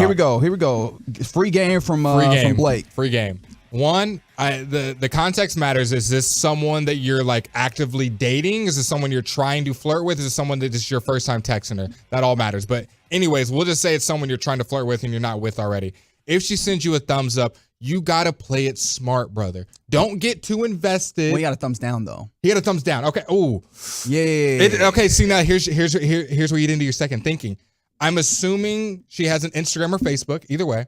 Go through that. Oh, he didn't get the research. He didn't do any. There it is, Reggie. Okay. He didn't do the research. Okay. You got to be a proactive. If you're going to send a song to someone you don't know, you got to do some research, go through her Instagram, go through her Facebook. If you got a friend, text a friend. Nah. You got to cheat the game. That's wild. You got to cheat the game. Figure out, okay, she likes Beyonce. Let me go find. Now, this is the other part. You don't go find the most popular Beyonce song. Ooh, that's easy to sniff out. You click on a random album that has a little star next to it. Wow. Boom, you done found a hidden gem. Hey, yeah, this is my favorite. This is my favorite song, man. I be bumping this at the crib when I'm cleaning. Your answer is straight lie? Not lie, but you got to play the game. I'm assuming he said it's someone he's trying to flirt with. He's in the initial stage. You got to play it smooth. Or my other side of the coin is send what you like, brother. And if she's not messing with it, I want to say that's a red flag. I don't know. Do you feel like in order to date, y'all got to have the same taste in music? You know what? That's what I'm doing for my sharing time right now. You just spurred my sharing time. Here we go. I've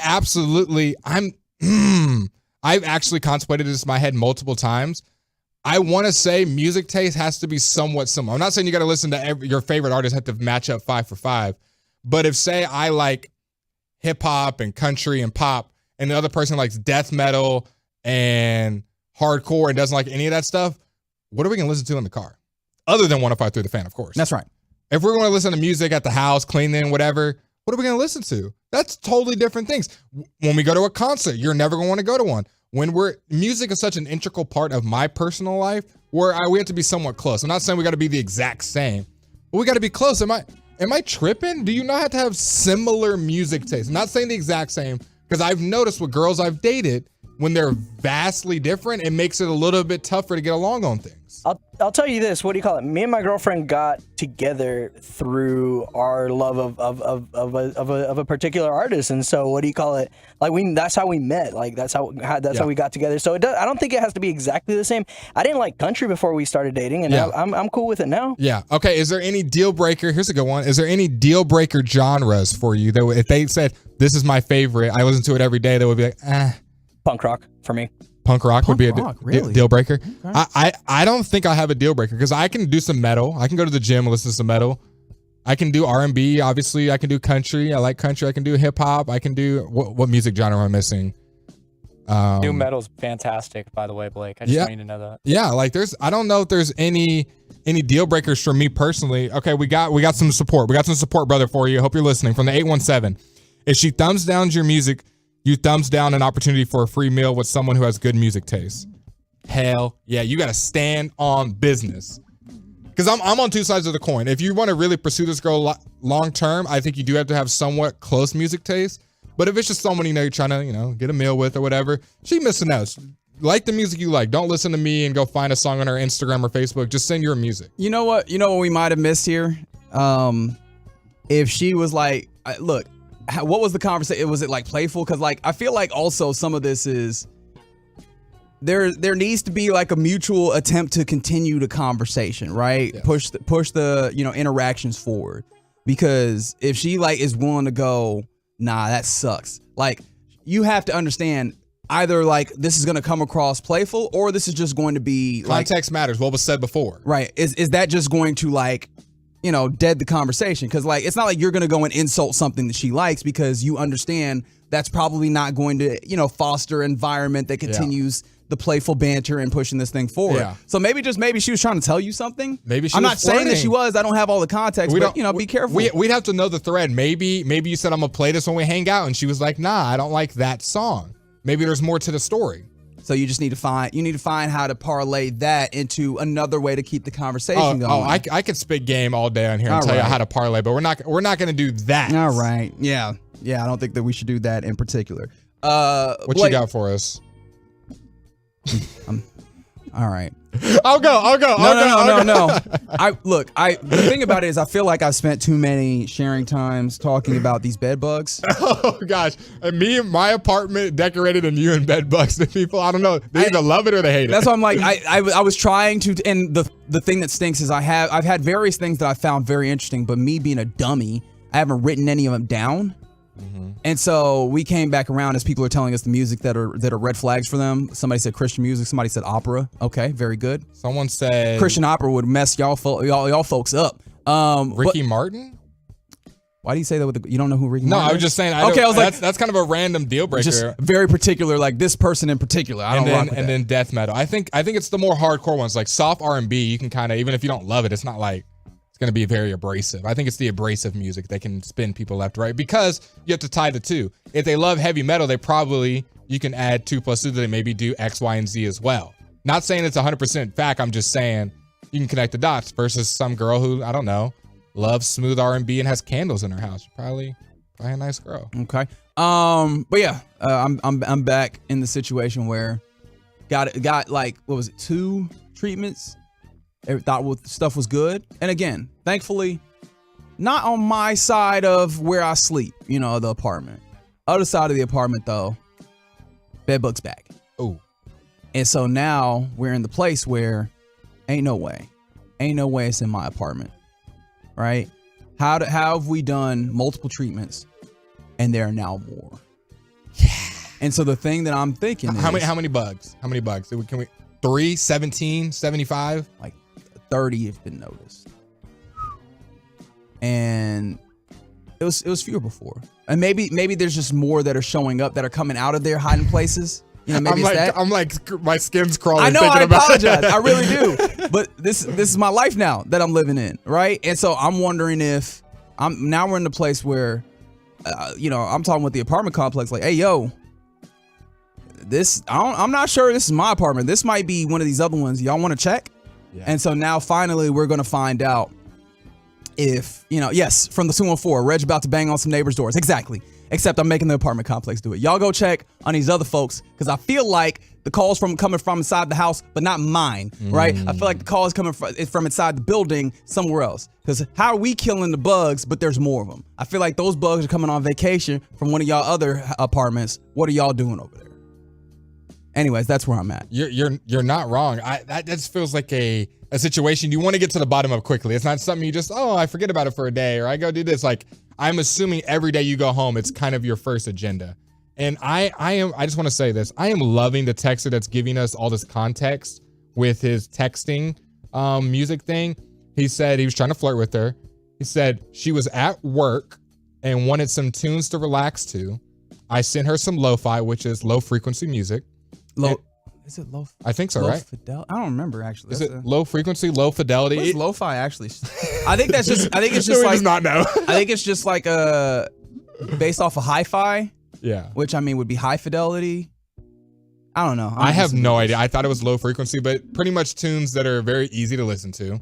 Like, I don't think it's actually like short for anything in particular. Yeah, no, low fidelity. Okay. Okay, so low fidelity. So she was at work and wanted some tunes to relax, so I sent her some low fidelity music, and her response threw me off. Okay, in that instance, I'm gonna say you rock how you're rocking, brother. That's not the one. Just keep going. Yeah. No, you can just keep going. Just find a way to. But don't let it eat you up. Like, Because you know what? It could have been a thumbs down because she was at work. You know what? She might not even know if that she thumbs down did. She might have. It might have been in her pocket. She's at work. Just like us, she might have not known what lo-fi stood for. Didn't realize it was low fidelity music, and she thought it was something else.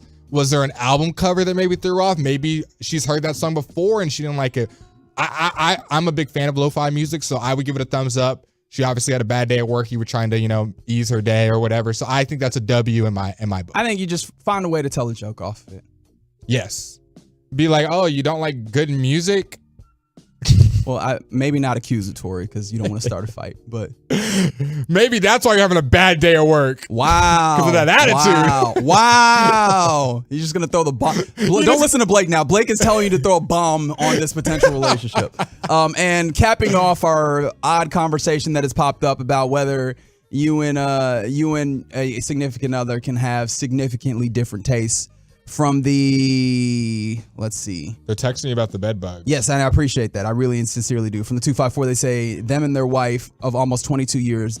Their wife doesn't like sports and definitely not sports talk, but she loves their 3 sons and their 3-year-old grandson. So there you go.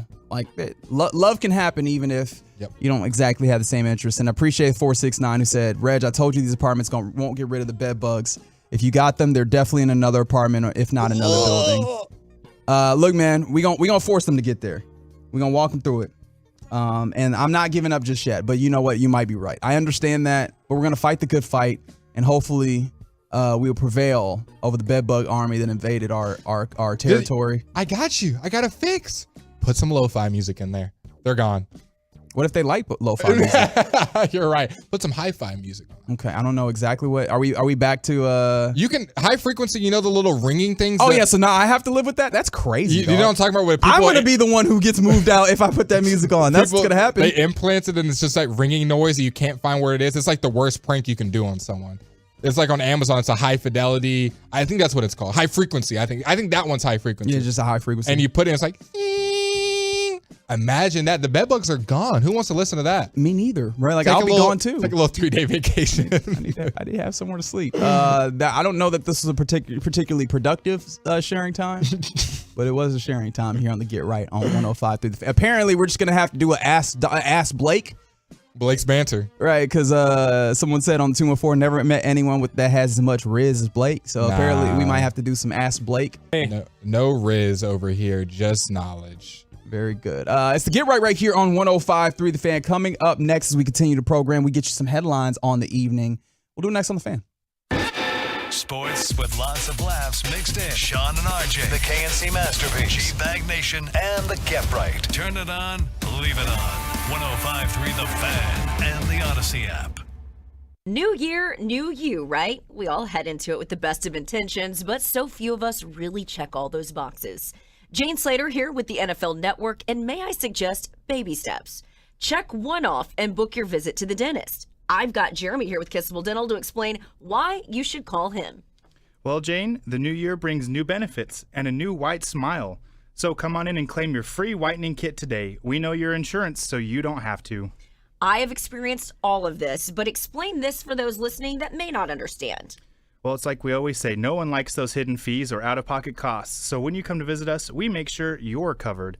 We care about patient care, not profit share at our office, and we really want you to have a great experience. And with 3 locations in the Metroplex, there's sure to be one close to you. Book online at kissabledental.com. That's kissabledental.com. Or you can call 972-779-KISS, 972-779-KISS. The Kissable journey starts today.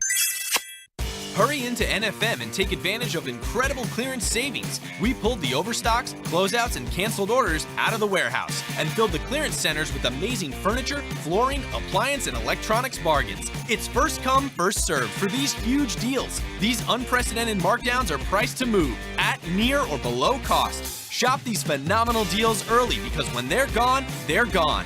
Don't miss these amazing savings today. Inside the clearance centers at NFM in Grandscape.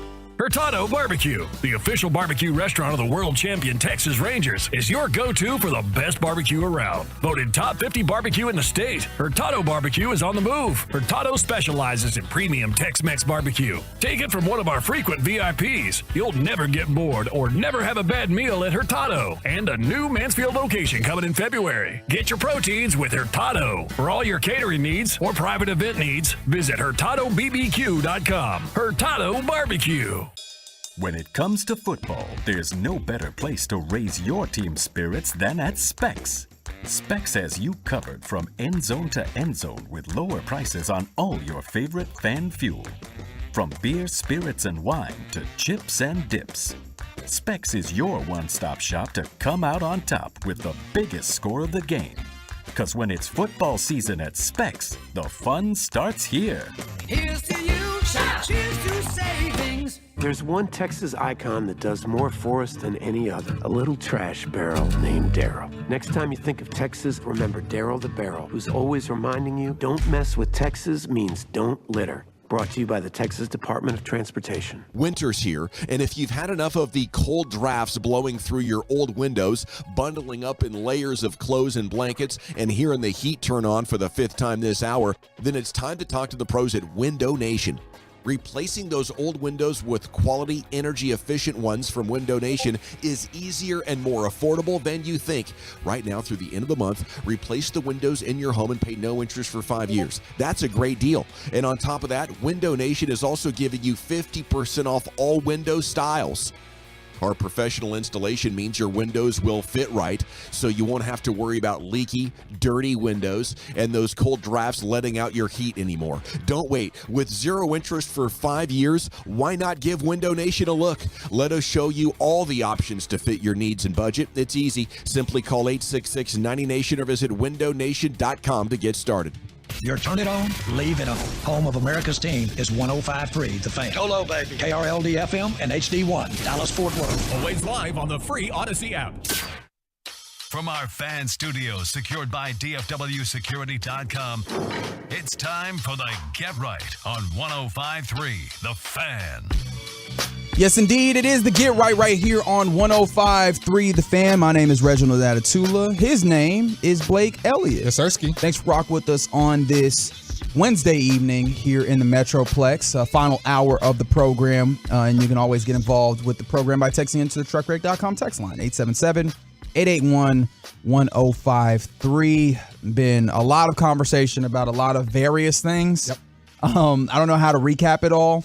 And so I won't. But we thank you for hanging with us anyways. It's been a fun evening thus far outside of what's happening at the AAC. And we begin your headlines by talking about that. As of right now, it looks like your Dallas Mavericks are going to get a loss. We'll break it down here in another 15, 20 minutes. But the Phoenix Suns currently lead 130-103. This is wild because the Mavs had such a big lead at one point, probably something like a 15-point lead, and it swung the entire opposite way. Grant Williams gets ejected in this one. There's technicals that fly around. We'll talk more about it as we go along, but yeah, this was not a fun one. We'll have to break it down here in a little bit. We mentioned earlier that obviously one of the big news of the day in the NFL in particular is that the Chargers have a head coach. Yep, they do. Jim Harbaugh is going to leave his position at Michigan to become the next head coach of the not the Michigan Wolverines. I say that because Derek Holland texts me right at that moment where I make that transition. But he was actually at the game at the AAC. Of course, Derek Holland, fantastic seats, by the way. Yep. But he said he was watching. It was bad. Second half was wheels off. The wheels fell off, he says. But yes, Derek Holland, I imagine, is going to be a little bit sad on the news of the day as Jim Harbaugh leaves his, beloved Michigan Wolverines to be the next head coach of the Los Angeles Chargers. Yep. And then also in other news, we weren't able to mention it around the NFL. The Bengals hire offensive coordinator Dan Pitcher, who was previously the quarterback's coach. So a hire from within, just an elevation and promotion. I mean, The guy that helped Joe Burrow be who he was, getting that elevation as they obviously lost their OC to the Tennessee Titans, becoming that head coach in Callahan. So now they got a new OC in Bingo Land. Yeah, it makes sense because you have, if you're in that instance, the play caller is the head coach. Zach Taylor is the offensive play caller, so there's no need to go and do an advanced search outside of the building. You already have people inside of the building that understand the system, and they're not going to have the responsibility of play calling, and so you could elevate and have someone in that instance kind of be able to pick up some of those responsibilities. Quarterback coach already close enough. Now you can elevate and have them pick that up. But yes, that was happening there. But back to Harbaugh. How do you view this hiring? Do you feel like it's going to be successful? I do. I think out of all the hires, until maybe Bill goes to Atlanta, even though that's kind of tired down, I would say this is the best hiring so far. I give this personally an A+. I think Harbaugh landed in the spot with a great quarterback.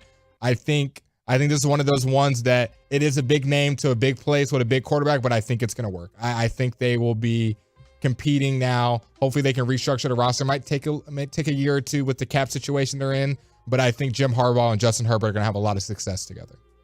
So there you go. He joins the AFC West where Patrick Mahomes is. And I know there's some people like, why would he do that? Has a quarterback there. He has a penchant for getting teams to win relatively quickly. So there you go. Jim Harbaugh, now the head coach of the Los Angeles Chargers. I know that the Chargers are having, they'll have the Baltimore Ravens at SoFi Stadium the upcoming season. And so that gives a little bit of an opportunity for an interesting Harbaugh Bowl. Harbaugh Bowl.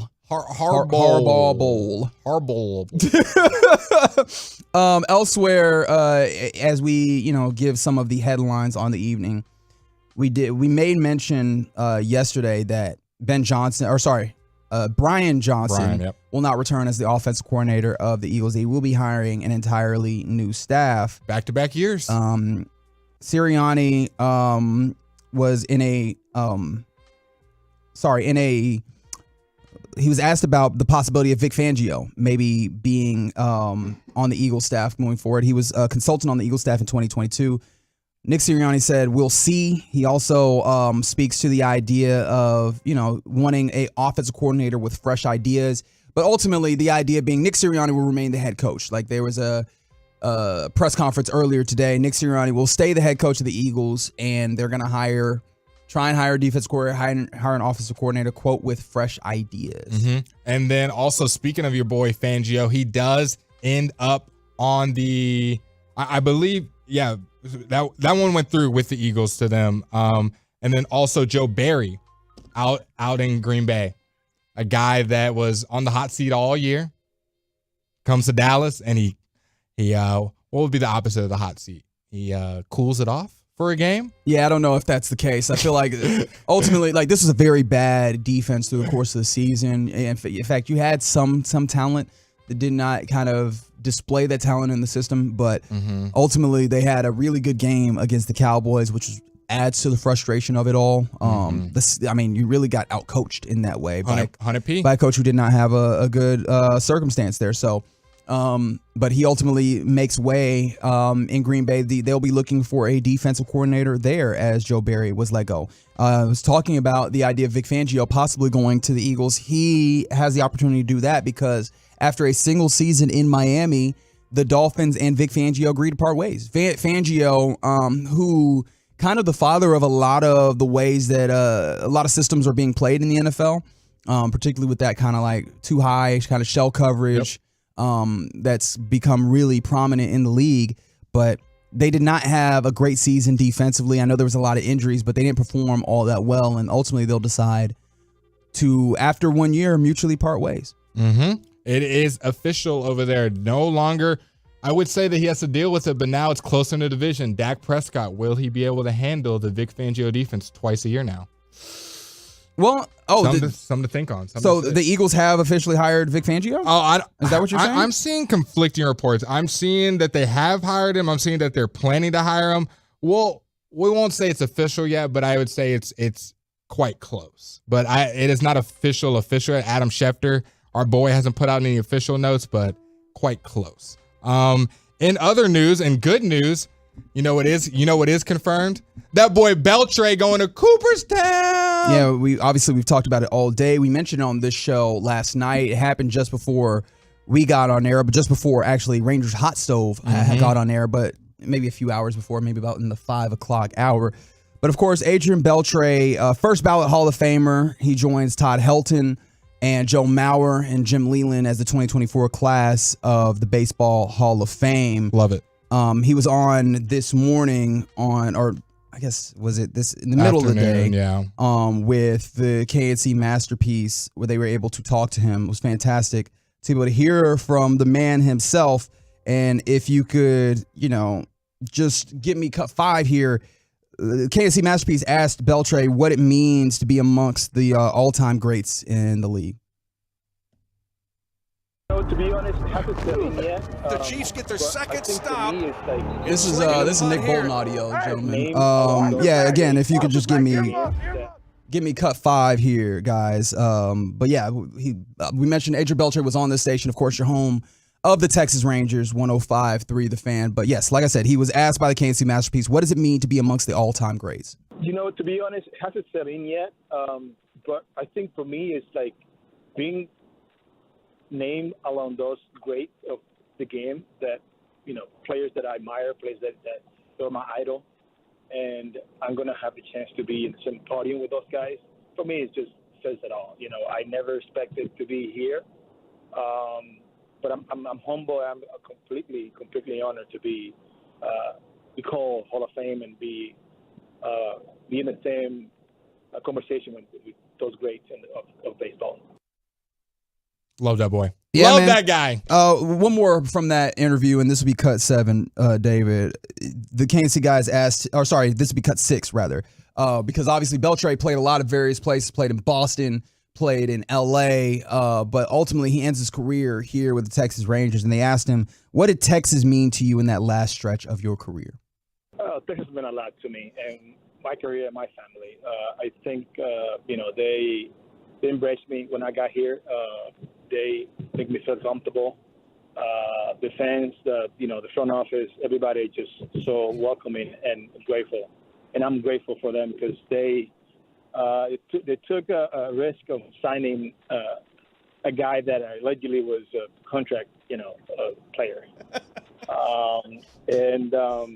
The way that he received me, the way that the fans were supporting the team, the teammate that I found here, everything was was meant to be, I think. And obviously, the Rangers has a lot to do with what I'm at right now. There you go. That's the what a man. I need that grit back. I need someone that can get hit in them jewels and still go run the bases and score for you. I need one of those guys back in Dallas. I mean, you got some really great guys who are tough. I mean, Marcus Semien is one of those guys. I'm not even thinking of the Rangers. Rangers are good. Okay. Rangers are good. I'm thinking of the other two teams. Okay, very good. Rangers, they're set. What an offseason we got. Well, they've lost a fefew players that previously played here. In fact, particularly in the bullpen, both the guys you could have considered that your closers signed elsewhere. So, it'd be really interesting to see what they do to help bolster that bullpen before you end up in spring training. We're less than a month to pitchers and catchers reporting in Surprise. So we'll be interested to see what happens there. But look, it's going to be a fun season for your Rangers, as obviously hosting the All-Star game, reigning World Series champions. But then also this adds to it. You've got Adrián Beltré. He'll on July 21st will be inducted into the Baseball Hall of Fame, rather. In Cooperstown. Elsewhere on your headlines on the evening, how about this? Our championship weekend coming up. Going to be Ravens, Chiefs on the AFC side.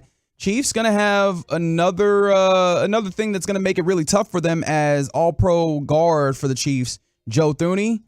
They're saying it's unlikely that he plays. That's big. He was not on the field for the Chiefs practice earlier today.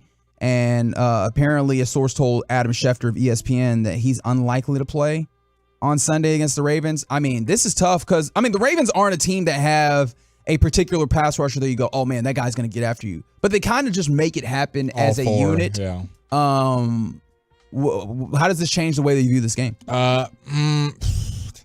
It doesn't necessarily change because I think Mahomes can make enough with a little, and we've seen that time and time. Well, but it definitely hurts not having him out there. When you get to this level, man, I think one of the places where we saw Mahomes be, I guess, human in a way, just because like what is around him, was that 2020 Super Bowl when it was basically this, right? The offensive line that 2020 was Super injured, Bowl. and you had people on his keister. You know? Oh my! Well, it felt like every play was a sack that game. It was like, wow, they cannot do anything. I think the Ravens will win this one, so I think it is big not having them. And then if you flip to the other conference, we look at that San Fran and Lions game, and the biggest playmaker for the San Francisco 49ers, Deebo Samuel, did not practice today, per Adam Schefter, and we'll be having more updates as we get closer to game time, but you need that guy. Does that, him not being there, does that change your confidence in the Niners taking care of the Lions? Greatly.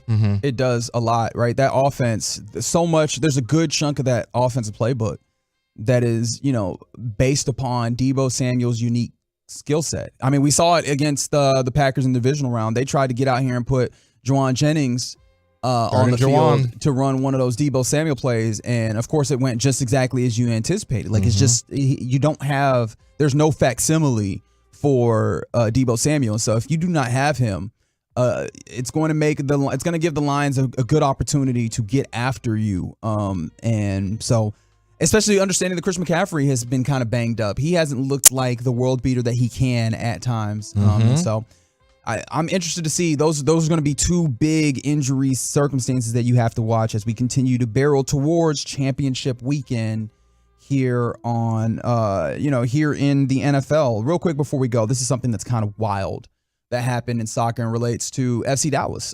So MLS, Major League Soccer, vetoed a deal between FC Dallas and a Russian club for Jesus Ferreira, the striker for FC Dallas. Apparently, the deal was supposed to be $13 million, transfer deal. Now, Spartak Moscow is a club in Russia that, wanted to sign Jesus Ferreira and, paid the $13 million transfer fee to acquire him. But because MLS operates just a different way, like it operates where the players actually have contracts with the MLS as opposed to individual teams, it's basically like you contract with the league and they technically kind of, not loan you out, but kind of, put you in different places. And so the MLS was able to veto this trade, and ultimately, according to The Athletic, the reason that FC Dallas was given, because FC Dallas agreed to the trade, Jesus Ferreira wanted to go and play in Moscow, but ultimately MLS gave the reason to FC Dallas that the United States having placed sanctions on dealings with Russia, that it's complicated territory for exchange of money, and thus they were not going to allow this to go through. And that's just a wild thing to hear in this soccer landscape, ain't it, Rodrigo? Yeah, what do you call it? What I was gonna actually, one thing that I kind of thought of was the Luis Chavez trade signing to Spartak Moscow, I believe it was not too long ago, that the Mexican international signed to a Russian team.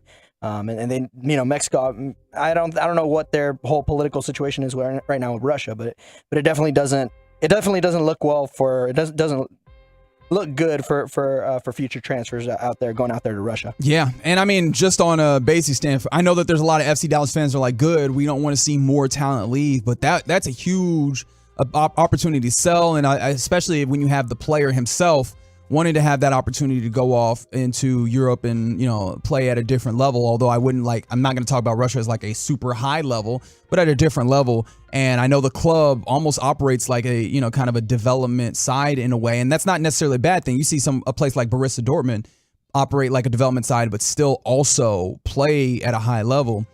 FC Dallas, that's a lot of money that they absolutely could have put into the program. But regardless, MLS said no go because, international relations, not the best between the United States and Russia. Those are some of your headlines on the Get Right on this evening. You had something you wanted to put in here? Oh, yeah, real quick, just about the Peter Musa thing, and then what do you call it, and how FC Dallas is after him, after his signature, and that the Hunts, I think, told either Tom Bogert or somebody that they might make the biggest move signing in FC Dallas history. Well, we'll see if that happens, seeing as they're not getting that $13 million transfer fee that I imagine that they were banking on. It's the Get Right here on 105.3 The Fan. Coming up next, The Mavs, as the YouTuber Joltzer X on our YouTube channel says, Mavs got rolled.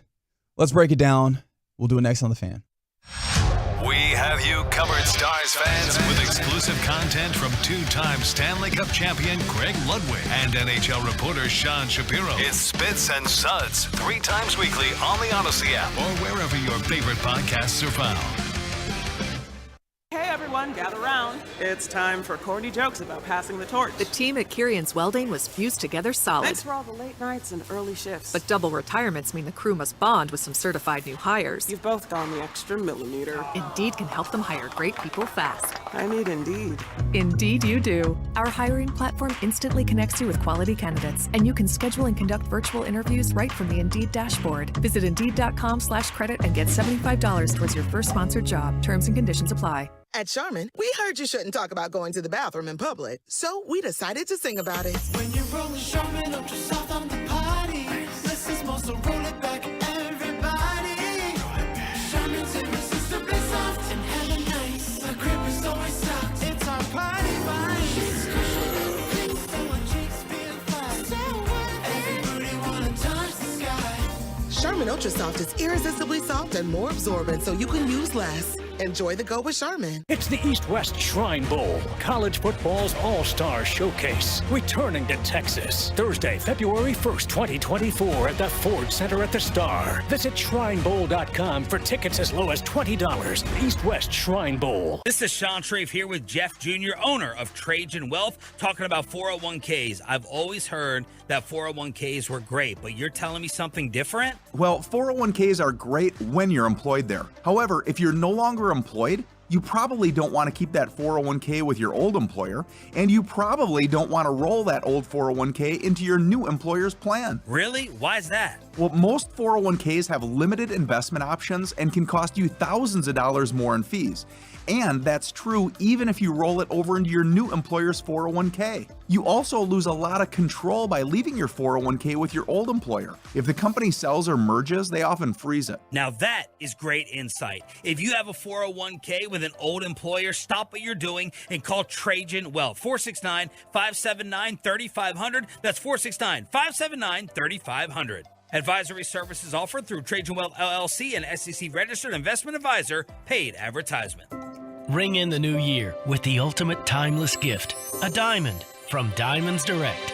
Whether you're ready to pop the question or celebrating a lifetime of love in 2024, Diamonds Direct can make this New Year's one to remember forever. Diamonds Direct is the area's destination for exquisite diamonds in all shapes and sizes, and our nationwide price guarantee ensures you'll get the best value, period. To showcase that spectacular diamond, we have literally thousands of designer settings from all the top names like Tacori, Verragio, Simon G, A. Jaffe, and many more. And our experts will guide you every step of the way with the education you want and the respect you deserve. Engagement rings, wedding bands, eternity bands, fashion rings. At Diamonds Direct, we specialize in the ultimate symbol of love, and we welcome the opportunity to celebrate with you. So start the new year with some new excitement, new hope, and some new bling. Diamonds Direct, official jeweler of the Dallas Cowboys and SMU Athletics, proud to call the DFW Metroplex home. Diamonds Direct, your love, our passion. I'm getting vaccinated with Prevnar 20, a Pfizer vaccine. So am I, because I'm at risk for pneumococcal pneumonia. If you're 19 or older with chronic conditions like asthma, diabetes, COPD, or heart disease, or are 65 or older, you are at increased risk for pneumococcal pneumonia. Ask your doctor or pharmacist about Prevnar 20, pneumococcal 20-valent conjugate vaccine. It can help protect you against pneumococcal pneumonia in just one dose. Even if you've already been vaccinated with other pneumonia vaccines, Prevnar 20 may help provide added protection. Prevnar 20 is approved for adults to help prevent infections from 20 strains of the bacteria that cause pneumococcal pneumonia. Continued approval may depend on a supportive study. Don't get Prevnar 20 if you've had a severe allergic reaction to the vaccine or its ingredients. Adults with weakened immune systems may have a lower response to the vaccine. Side effects include pain and swelling at the injection site, fatigue, headache, muscle, and joint pain. For full prescribing information, please call 1-855-213-2138 or visit Prevnar20.com. Now, it's your time to make more money and be your own boss. Come to the Franchise Show February 3rd and 4th at Dallas Market Hall to meet with the best money-making franchises. Learn how you can open a successful business. This life-changing event is your only chance to see all the hottest money-making opportunities in one place. Find the perfect business for you at the Franchise Show, presented by the Entrepreneur's Source, February 3rd and 4th, Dallas Market Hall. Get tickets at DallasFranchiseShow.com.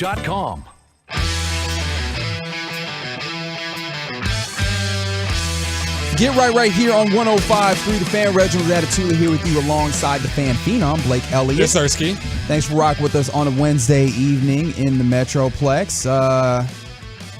Oh boy, let's get into this one, man. A tough night for your Dallas Mavericks. There was a possibility that was going to be the case before this thing started. We come into the night knowing that Kyrie Irving will not play because he has a right thumb sprain. And then also Dwight Powell will not play, who is part of your big man depth, regardless if you like it or not. And this is against a very good team, Suns team. Well, your Mavs got out to a quick a hot start, including Grant Williams knocking down shots. You know, it started well. They got themselves out to a lead. They were holding a nice 15-point lead for a little while. And then it turned, particularly in the second quarter, it got tight. And then the second half, it was not pretty. Ultimately, the final score is 132-109. It wasn't quite that lopsided. However, you went from having a 15-point lead to being down 15 at one point. So that's also not advisable. Blake, what the hell do you say to this, man? Yeah. Okay, while you collect your thoughts, I should let you know Luka Doncic with 34 points. He had 9 assists himself. Only other players that had double digits were Tim Hardaway Jr., who went 6 of 16 from the field. Yeah. He was, obviously he's going to get up shots, particularly in a circumstance like this. Jaden Hardy ended up with 11, but that kind of happened over time, particularly in garbage time. Yep. And you hold Kevin Durant to 12. Yeah, but here's the problem. Nobody wants to hear this. Devin Booker had 46 of them things. And if you're thinking, oh, wow, he only does this to the Mavs, KD and Book have been trading off who's scoring 40. Last night, it was Monday, Kevin Durant had 40-plus in the game winner. Game before that, Kevin Durant 40-plus. Game before that, Booker 50. I think he had 53 or something like that. So they've been trading off. They've been finding their groove. And, they got Bradley Beal knocking down shots in the corner. So they're a scary team like the Clippers when cooking. We saw how good these teams were coming into it, and now they're showing it. Remember when we were all hyped at the beginning of the game, an hour or two ago, where Grant Williams had 8 of the first 10 points. He had 2 threes and a layup. And Josh Green was going crazy. That's where that stopped.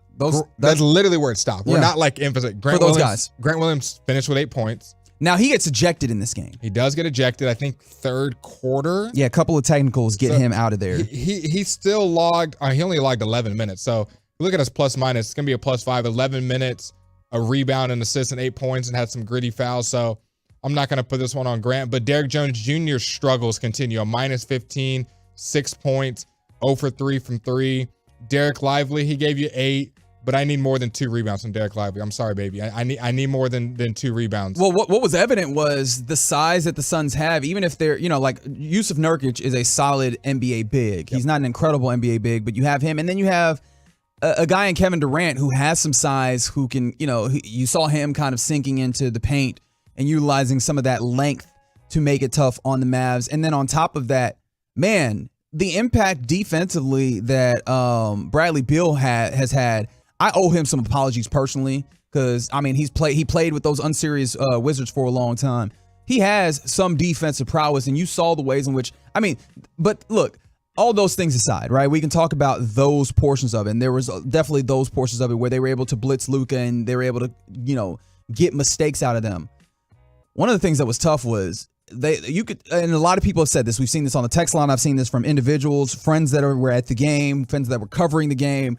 Derek Holland told. It felt like they quit, is what a lot of people said in the third quarter. And I wonder how much of that came from the ways in which this team tends to deal with officials. right? Grant Williams was loud and boisterous. He has he's been kind of great, grating on the officials himself in an interesting way. You haven't seen it a lot because he hasn't been on the floor a ton, but he'll look at the officials or barb at them. He gets a couple of technicals because of that. Derrick Jones Jr. gets a technical that I'm not entirely sure about. Yeah. After a posterizing dunk. Yep. Talking a little bit. So you can hit tell right on now. The officials got upset, and I think Kirk Henderson tweeted this. Like, this is where Jason Kidd needs to get ejected. And I think ultimately what that speaks to is it felt like in the building there was they needed somebody to be on their side, the Mavs on the floor, to give them an opportunity to focus on the game, where the coach, typically when you get thrown out, it's like the coach is like, I will worry about the ref, you worry about the game. And it felt like maybe the Mavs turned their attention away from the game. Kidd just looked, he goes, you got it. You got it, boss. I'm not going in there. I mean, me and Reggie were feeling good. That's why he surprised me with the halftime score, because I'm looking at the win probability right now, which is something I always love to look at to kind of see where the game flow is going. 7:56 in the third quarter. You're up 48-32. You have an 87% chance to win this ball game. They even got to 88% when they're up 48-32.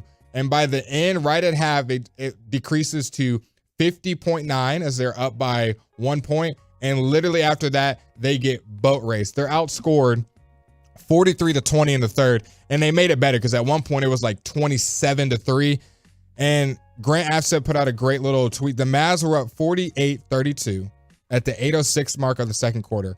The Suns then got up 100-75 at the end of the third quarter. Dallas was outscored 68, 68-27 during that stretch. Yeah, okay. That's a terrible stretch. There's various things that I can point to. There was the Suns started the third quarter on an 8-0 run. And then in the third quarter, the Mavs scored 20 points compared to Devin Booker's 22 points. Yeah. Not the Suns.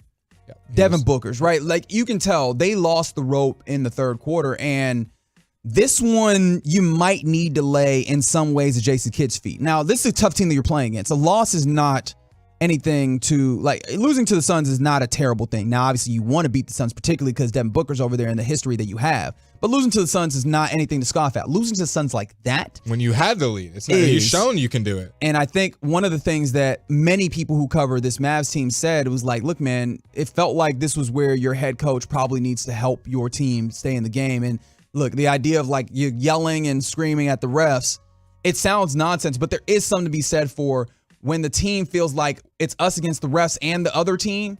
That's where the head coach can help by saying, I will show you I'm fighting for you guys too. I'm in this fight too, and that allows you to stay in the game. And yes, you can say the Mavs quit, and I think that they need to have their own, right? They need to have their own onus of that, or, hold that.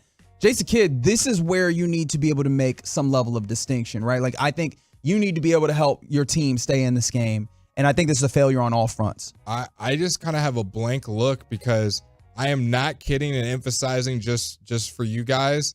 I for real just had a huge hit of deja vu of like, I feel like me and Reggie have literally said these exact words of like, team got out to a good lead, playing a good team, come back, choke in the second half, bad effort, get out rebounded, let the refs affect the game, star players check out mentally.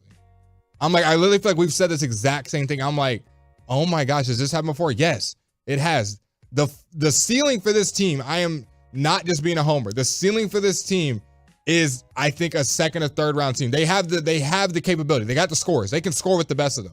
But the floor is low. They could be a 9-10 play-in team because of how they play some nights and how they close games. I don't even want to say close games. How they come out of half, because they're one of the better like fourth quarter close clutch time teams. But how they come out of half when they face adversity. What do? And just when things aren't going right with the officiating, they seem to kind of mentally check out, not be playing that hard defense. We talk so much about Luka. When the shots are falling, he's locked in on defense. He's getting steals. He's interacting. He starts missing some shots, stops getting some calls. Next thing you know, he's mentally checking out. And, our star player's checking out? Well, I'm going to check out. We're down by 10. Might as well be 20. And then it snowballs. So next thing you know, you got the end of the bench guys in and you're down by 35. So right. And this is one of the things that I've been talking a lot about Jason Kidd and the ways in which, you help the team stay attached and stay, in the game. You know what and tell me if I'm wrong in this. If what I say sounds wrong, just let me know. Okay? 877-881-1053, and particularly you, Blake, as somebody I know watches a good amount of basketball. A lot of people spent today talking about how the Milwaukee Bucks were accepting mediocrity by hiring Doc Rivers. Mm-hmm. And one of the things about that is like, when you get to the playoffs, that when it gets to the high level situations, Doc isn't, helping make a difference in that way. One of the things I always think about with Doc is he likes letting his players figure it out themselves on the floor, right? He's not the guy who's like, there's a run, I'm gonna call a timeout, stop you, get you back motivated, get you back, whatever. He's like, y'all are out there on the floor, figure it out there. And I understand that's a coaching style and a philosophy. Like I'm not knocking that inherently. Doesn't that kind of sound like what Jason Kidd does? Yeah, you're 100% right. It's what people give a lot of solace to the Darvin Hams of the world. The hands in the pockets, pockets ham, like these guys that aren't as into the game. It's what do we say with Jason Garrett? Always just kind of holding the playbook, just folding the arms, like not really doing anything. The clapper, like it's annoying as a fan base when you're losing and you see your coach not invested. You got fans at home. You got us that are getting more up in arms about how the team's playing. And you look at the coach and he's just, and then I'm sure in about 5 minutes, we're going to get a Jason Kidd presser. Well, I'm not out there playing. It just is what it is. The guys seem to not be locked in. It's like, at what point do you take the onus of, I'm not building the right culture where we feel like we can come back in games, or we feel like we're not coming out strong in the second half, or when we face adversity? How many times are you just going to tell the media, yeah, we need to fix it? Yeah, we didn't do it. Okay, well, do you want us to do something? We're not in that locker room. What are you doing to fix it? And I don't doubt that he's having conversations with them in that locker room, and they know what he expects. The tough part about that is, like, especially if you're not going to be particularly an X's and O's coach, right? Like drawing up, plays in particular, then I would like to see you provide an edge somehow, some way to what the team is doing. And talking, Tim Cato, very good, very good at covering this team. One of the things he highlights is, look, man, in the league, there's probably a few coaches at the top that really make an impact. There's probably a few at the bottom that are probably really bad. And then there's a lot of coaches that are kind of in the middle. It's just, they're there. Right. And the thing that's frustrating is that I don't think anybody can mistake Jason Kidd for one of the coaches at the top. Oh, no. And great guy. That ends up being now he handles the personalities of this pretty well, and that is not anything to scoff at. That means something in NBA. We literally were just talking about how Adrian Griffin lost his locker room, right? Yeah. Being able to do that matters in the NBA. But that it is a frustration to look at Jason Kidd and have some instances and being like, what are you doing actively in the flow of the game to help this thing go? Now, and that's crazy because during the course of this game, he challenge a play. He does. So Derek Lively, who we know has been prone to sometimes getting in foul trouble. I believe he tries to take a charge or a defensive foul on Nurkic, and it is called a foul. And instead of him keeping his hands in his pockets, he decides to challenge the call to keep Lively out of foul trouble, which he thinks back to our other one, the replay center guys telling them to challenge it. And he challenges it, and it's a successful challenge. And you saw people up in arms and finally like, oh, wow, Jason Kidd actually uses a challenge. Look at him challenging and not just like sitting on his hands for once. So I think we need to see, I think it's like an aggression mentality of, I'm gonna insert myself into this and not just let it blow up in our face and just have a post-game presser about it. I'm gonna make sure we don't get to the breaking point. Let me nip it in the bud. And he seems like more often than not, he does not do that. But obviously we saw that one example of him actually doing it. Yeah, and this isn't a holistic, to be fair, like I'm not giving a holistic critique of Jason Kidd. But this is absolutely the thing that showed up today, and so it felt like the thing that you had to talk about from the 2 and 4. Do you think Jason Kidd needs a player that takes care of that stuff on the floor like LeBron when the Lakers? LeBron is obviously a very unique player, so saying like, hey, you need a LeBron, but maybe like he might. Court coaches are hard. Yeah, it's not an easy thing to come by. Like they're unique, right? It's one of the reasons why Minnesota's been pretty good. Is Mike Conley is one of those floor generals, Why do you think Chris Paul keeps getting on teams? Chris Paul, another one of those floor generals, and that's one of the tough things. Is like a leader guy on the court would help that out. The problem is the guy that you've tasked with being your leader guy is Luka Doncic, who has his maturity issues that everybody acknowledges, particularly the head coach. And then Kyrie Irving, who is supposed to be a leader guy. I don't know if he's he's a little more quiet on the court. Yeah, I was like, I don't know if he's exactly that kind of leader guy. He's not really alpha, like, hey, get your A over here and do this. He's kind of like, hey, guys, come on, man. Let's keep it calm and collected. Let's stay good. And plus, he didn't play in this. And he did not play. Real quick, I do want to get to this because this happened at the game, and it was kind of interesting. Tim McMahon of ESPN, very good analyst and reporter when it comes to the Jason NBA Kidd's in general. Probably Luka Doncic's favorite. And if you can't tell the sarcasm, please know that is dripping with sarcasm. Tweeted about an hour ago, in fact, that Luka Doncic during the course of the game asked security to eject a Suns fan who was sitting 2 rows behind midcourt, their press row. Apparently, a comment that was made by the Suns fan was, "Luka, you're tired. Get your behind on the treadmill." Right, so he was like jeering at Luka Doncic. I think that's fine. And we've seen that in the NBA where players are just like, "Look, I don't need that." I don't know how many times he did. If it was just the one comment, I don't think it's ejectable. But I assume it seems like that guy pestering. was pestering. Now, Luka Doncic apparently took umbrage with that, and they went back and forth in the post game. Luka Doncic did with Tim McMahon about him tweeting that about Luka, and Luka said apparently, quote, "You'll be the first one to always put something bad about me." Right. So basically, man, I missed a good one. And so, but post game presser. So like, the tough thing about that for me, and I hope I'm not stretching with this because sometimes we can end up in places where we're reaching because we're really close to it and it's a small sample and all those things. Yeah. But it is frustrating that you have a game like that, and I understand he has frustrations all the way around. Luka Doncic in this game where he was playing pretty well and it did not seem to matter, and then they lose the rope and all those things. I know he's probably mad at himself, worried about all that. But the fact that that's one of the things that he's concerned with is the idea that tweet goes out and that is reported on as opposed to the myriad things that you could probably focus on through the course of losing this game that I'm sure that everybody wanted to win in a big way. Is that frustrating for you? Is that upsetting? Yeah, it's not the end of the world for me, but it definitely is not a great look. And winning covers a lot. I'm sure if they won this game, he wouldn't care 2 hoots about it. Well, at least he would not vocalize it very much. They lost, and he's frustrated, and he's letting his frustrations happen. And we're all human, and I get it. I'm not going to be like, trade him off my team because he said that. No, that'd be a nonsense. But it definitely just shows there's growth. There's growth. Necessary. Yeah, very much needed is the maturity aspect of this. And so I don't know how much I'm going to ultimately take from the Suns game on a grand scale, but this doesn't feel good.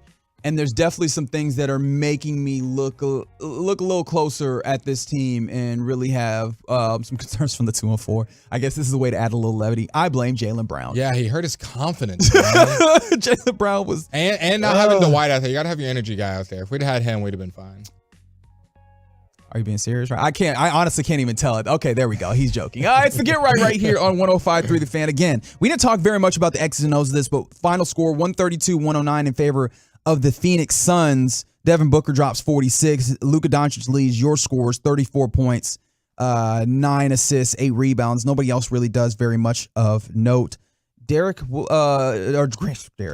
Williams starts off hot, knocks down 2 3-pointers early, but then ultimately gets ejected after only 11 minutes of play. So very weird one. I'm sure there's a lot to talk about that we'll continue to talk about. Next time that your Mavs are in action, they go to Atlanta, face off against Trae Young on Friday. On Friday night at the Atlanta Hawks. So yeah, no one's dying. All right, okay, had to see that one come, and that's one of the reasons why Jason Kidd gotta stop giving some of these damn quotes, man, because people are just gonna throw them in your face when things like this happen. Anyways, it's time for the final call. We'll do it next on The Fan.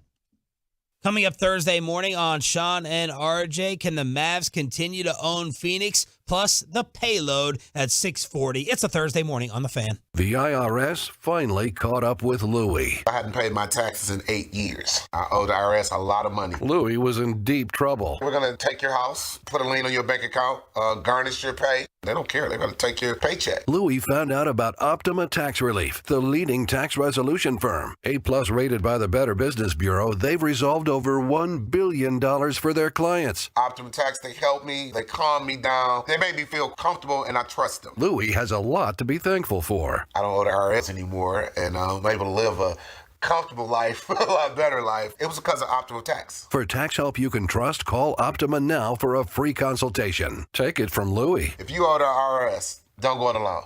give Optima Tax a call. They can help you. Call 800-809-5833. 800-809-5833. 800-809-5833. Optima Tax Relief. Testimonial from an actual client. Some restrictions apply. For complete details, please visit OptimaTaxRelief.com. Hey, you're up next. My throat hurts so bad. There's no way I can sing tonight. Here, try these. Vicks VapoCool Drops. Yeah, Vicks VapoCool Drops has maximum strength menthol with a rush of Vicks Vapors. Ooh, I can already feel it. I told you. So, you ready? I'm ready.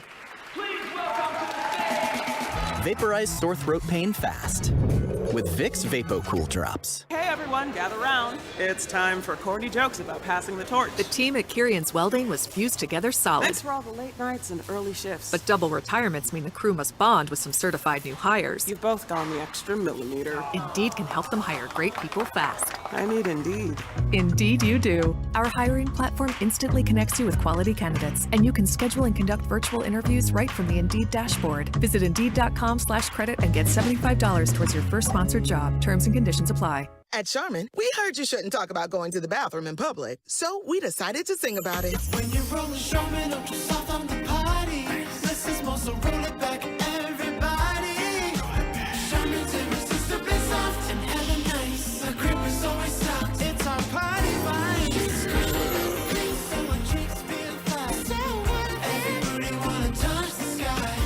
Charmin Ultra Soft is irresistibly soft and more absorbent, so you can use less. Enjoy the go with Charmin. Sean and RJ here for better help. Around New Year's, we get obsessed with how to change ourselves instead of just expanding on what we're already doing right. Maybe you finally organize one part of your space and you want to tackle another. Or maybe you're taking your supplements every morning. Now you want to actually eat breakfast too.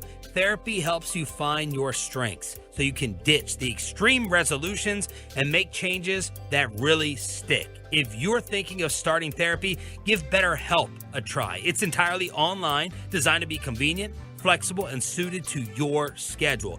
Just fill out a brief questionnaire to get matched with a licensed therapist and switch therapists at any time for no additional charge. Celebrate the progress you've already made. Visit BetterHelp, HELP.com/Sean and RJ to get 10% off your first month. That's BetterHelp.com/Sean and RJ, BetterHelp.com/SHAN and RJ. Hi, I'm Colby, owner of Colbert Garage Door in Proud Colo. Call us today for your free garage door repair estimate.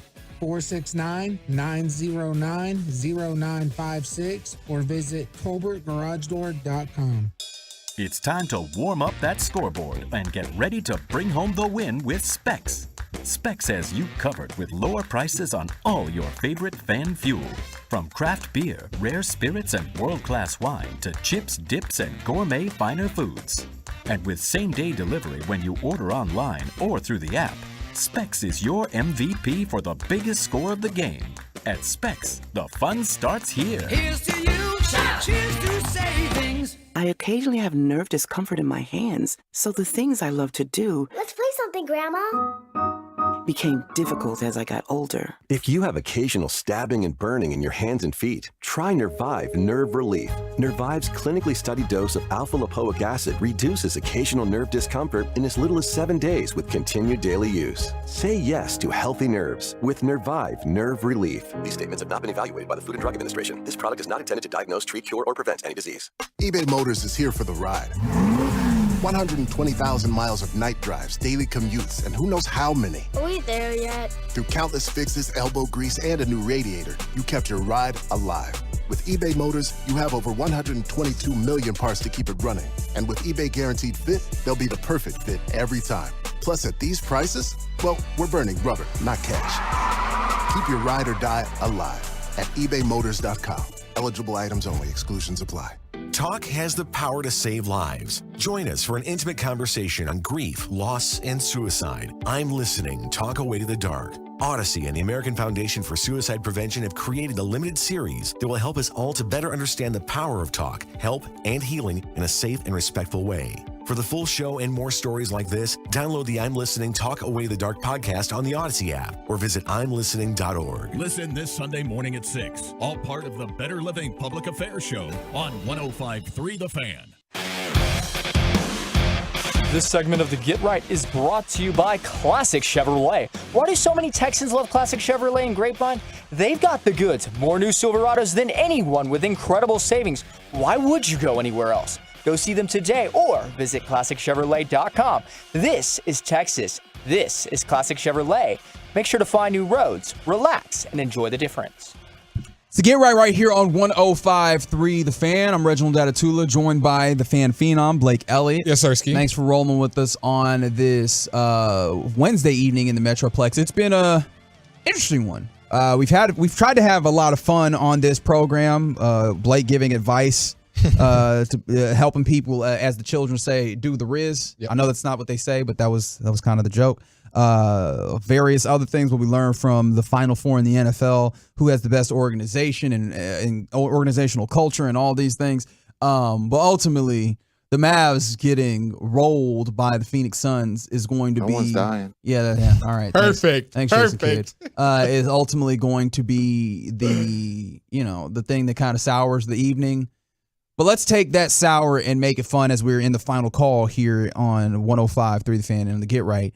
As buddy, here we go. There was a lot of mess on the court, but there was some kind of mess off the court too, in a way. As we mentioned just last segment, after breaking down some of the game itself and some of our reactions to Jason Kidd and the ways that the team played and all this, we did mention that Luka Doncic, Tim